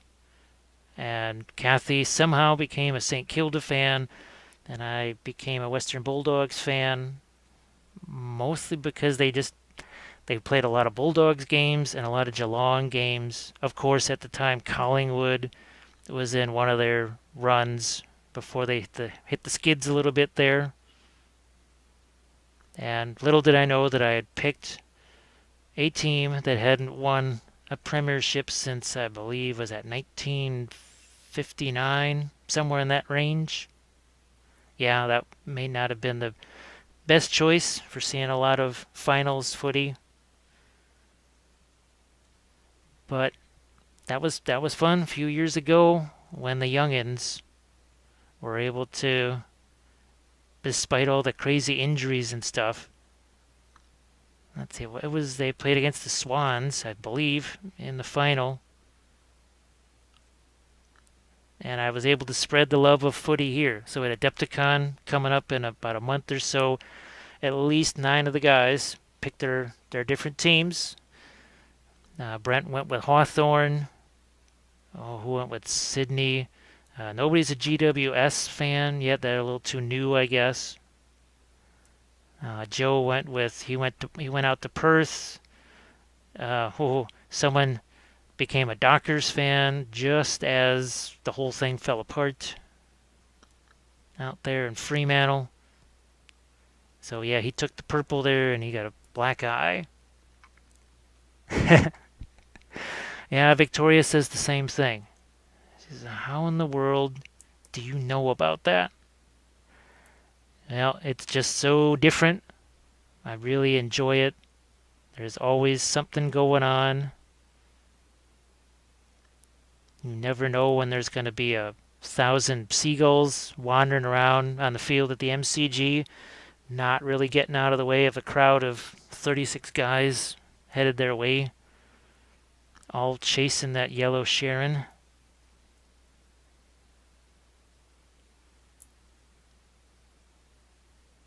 We actually have more Aussie rules kickers here now because they've discovered that some of those funky angles and spins that they put on that ball to get it through those middle 2 posts for a major, that can be handy in trying to fool a punt returner.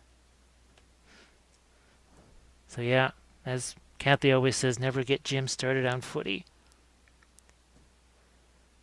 I think oh yeah, somebody bought me a jersey. Another person bought me a championship hat. The only thing I missed out on, is there a reason why I use palette paper over a wet palette? It just goes back to the days of 2D painting, when my palette was either a piece of masonite for oils or the old butcher's palette, basically a metal tray coated with ceramic. And you can see I didn't really use that many different colors. So at 1, 2, 3, 4, 5, 6, 7, 8, 9, 10. So 11 if you include the white. And that's it. And by restricting those colors down, you could see I just say, you know what, I'm going to mix here. Let's see, even some of that green is still good. Yep. Even after all this time, after a couple hours, it's still good. I can still mix something here. Let's see where we can play with this.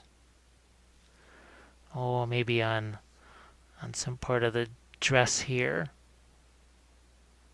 It's about right there. And right there. And here. And here. Let's get a little bit there.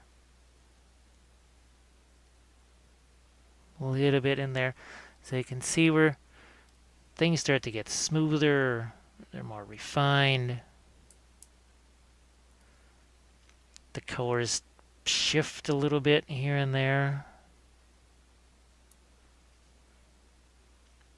And now if this was a typical commission thing, I'd be working a few more hours on it, doing more of this color shifting, smoothing things out,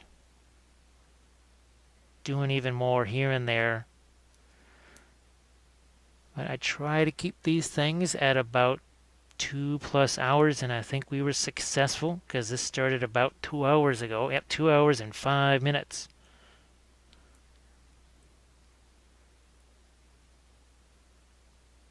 But thanks, Bethany and and Anabolic there. It was really nice to have the company because sometimes it's one thing to be recording a video and you're essentially talking to yourself. But when you're when you're live like this on YouTube and you're just talking to yourself, there's just that's a little different level. Not quite the same thing. My wife Kathy, she streams live on, and this is Central Time USA, Monday mornings, starting at 10 our time, and Thursdays. So in London time, that should be 6 hours ahead of us, and in Melbourne, that should be 13 hours ahead. So here's my phone here. You can see we have London and Melbourne and Chicago time. Yes, the Melbourne time is, well, so many people message me from Australia anyway, but I had to know when my footy matches were going to be in my time. So, hence on the phone, there is Melbourne. What did I learn earlier this year? Oh, yeah, I think it was last year, the championship run. I learned the hard way just how many hours that Perth is behind Melbourne. Because I believe some of those games started at about 5 o'clock in the morning my time. See, now I just snuck a little bit of that red right into there. Oh, geez. Well, let's see. I know that up there in Alaska, my buddies are 3 hours behind us. Mountain time is 2. And that is Waleed. He goes back, oh, geez. What would you say, Waleed? 2007? With both of us working on Gray Knights. 2007, 2008.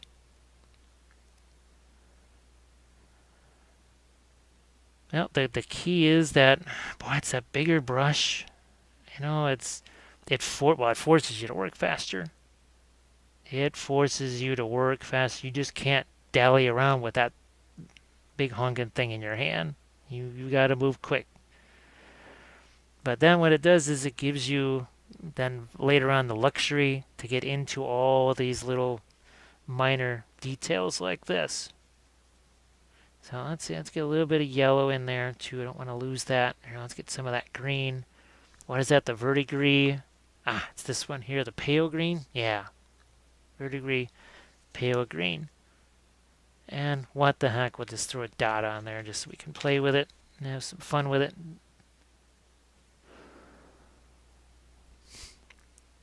Geez, mountain time. That one's always tricky. For some reason, I thought that was 3 hours away, but that's Pacific time. Mountain time's got to be 2 hours.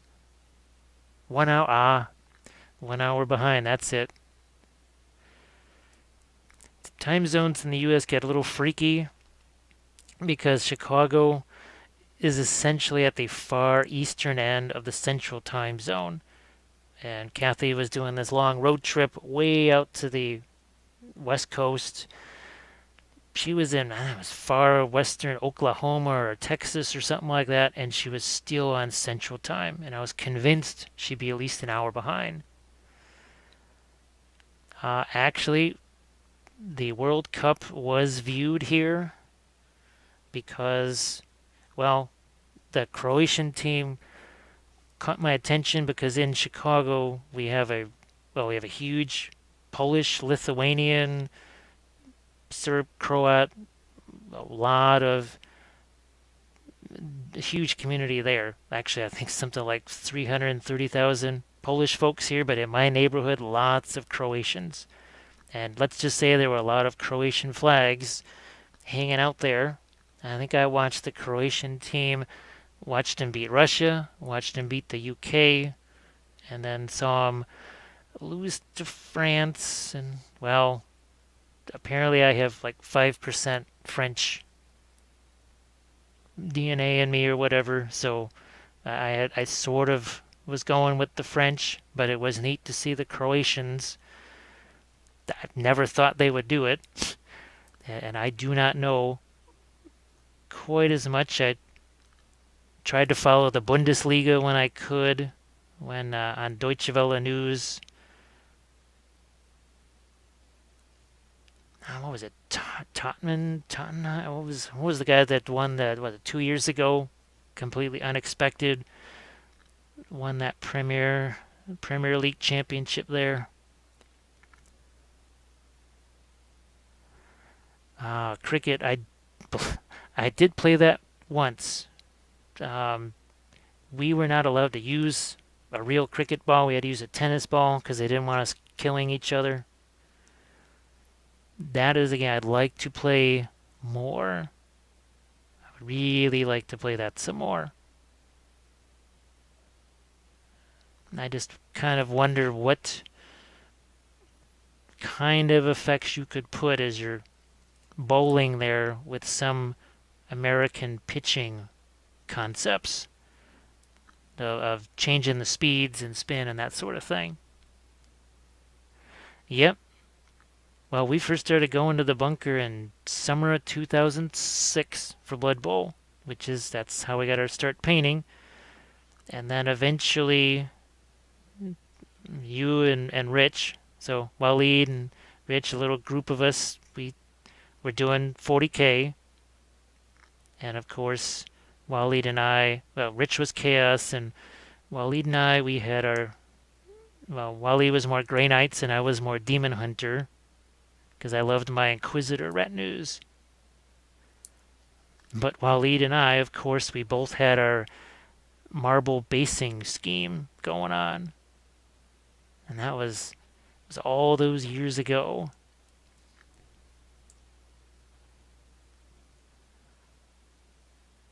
Well, I've seen people. Well, the next, what is it? Bolt action figures I really want to paint. They make a cricket team for Operation Sea Lion. They actually make a cricket pitch. They have the scoreboard, and they've got guys running around in cricket bats and sweaters. Some of them even have the shin guards on and stuff. There. So I think you can see some of the greens that are in there. And if you can always go back and watch the beginning of these things. You'll see just how rough all that was, and then how much definition we've added ever since. So now, actually, I guess before I forget, just want to say thanks to Bethany, Waleed, and Balak, everybody that was on here, keeping me company. But you do the share thing. YouTube likes that, and when they like it, it means that I can utilize YouTube even more. I think we're closing in on the 100,000 view mark or something like that. That would be a neat milestone to make.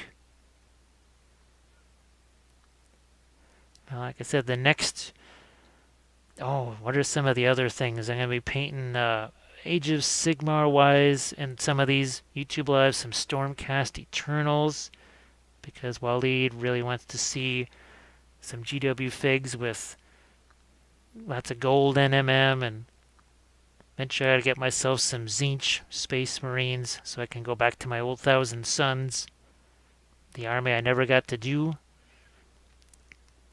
About the 40 plus years. Yeah, that was. Oh god, what was the first lizard? Oh, it was my lizard, of course, Lizardman. That was my first Blood Bowl team. And of course, It was Kathy, so she did Chaos. Now, of course, they didn't have the Nurgle team at the time, I don't think. Maybe they just started to have the Nurgle team.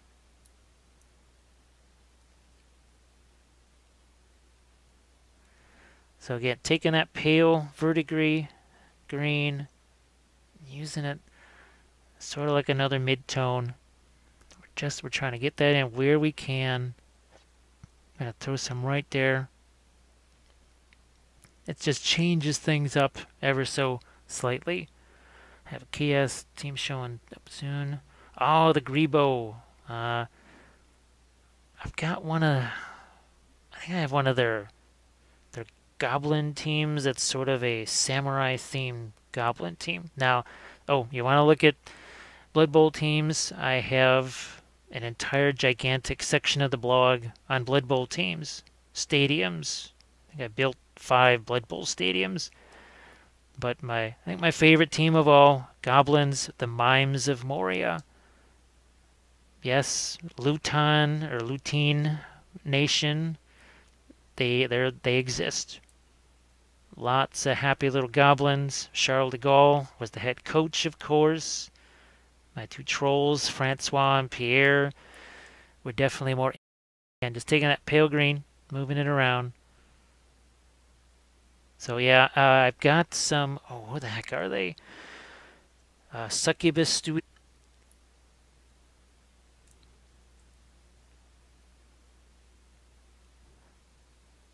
Yeah, so they Stormcat. Oh, and Wally's really going to be enjoying this because I've remembered that I have. What was it? The 3 plastic sisters. There was Celestine and 2 other Seraphim, I think. I've got that set somewhere, and that's something I'm gonna put those together, and we'll do some special series on those. I think I definitely want to cover the basing too. I want to do that, the marble basing that Waleed and I love so much. See, I just threw a little more green here into that temple. It's just an extra little bit of color there.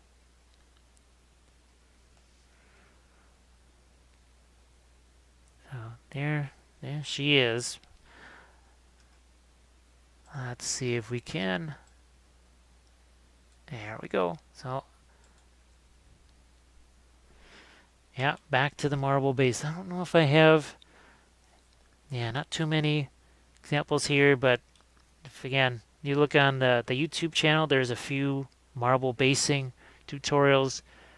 But then as part of the Patreon page, I've got a mosaic tile basing. Man, I love that. I still want to do some kind of Greek themed army just so that I can do the entire thing on mosaic tile bases.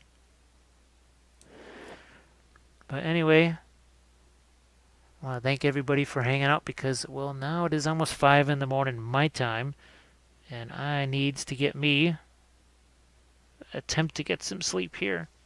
So this is Lady Val from Song of Ice and Fire. So there you have it. You got your snow there. You got some leaves, some tufts with snow on them there. And thanks again. Thanks again for watching. Thanks again for hanging out. Cheers, Waleed, Bethany, Anabolic. Hopefully see you next time. Have fun on the slopes and no injuries. Thanks again, everybody, and I'll catch you next time.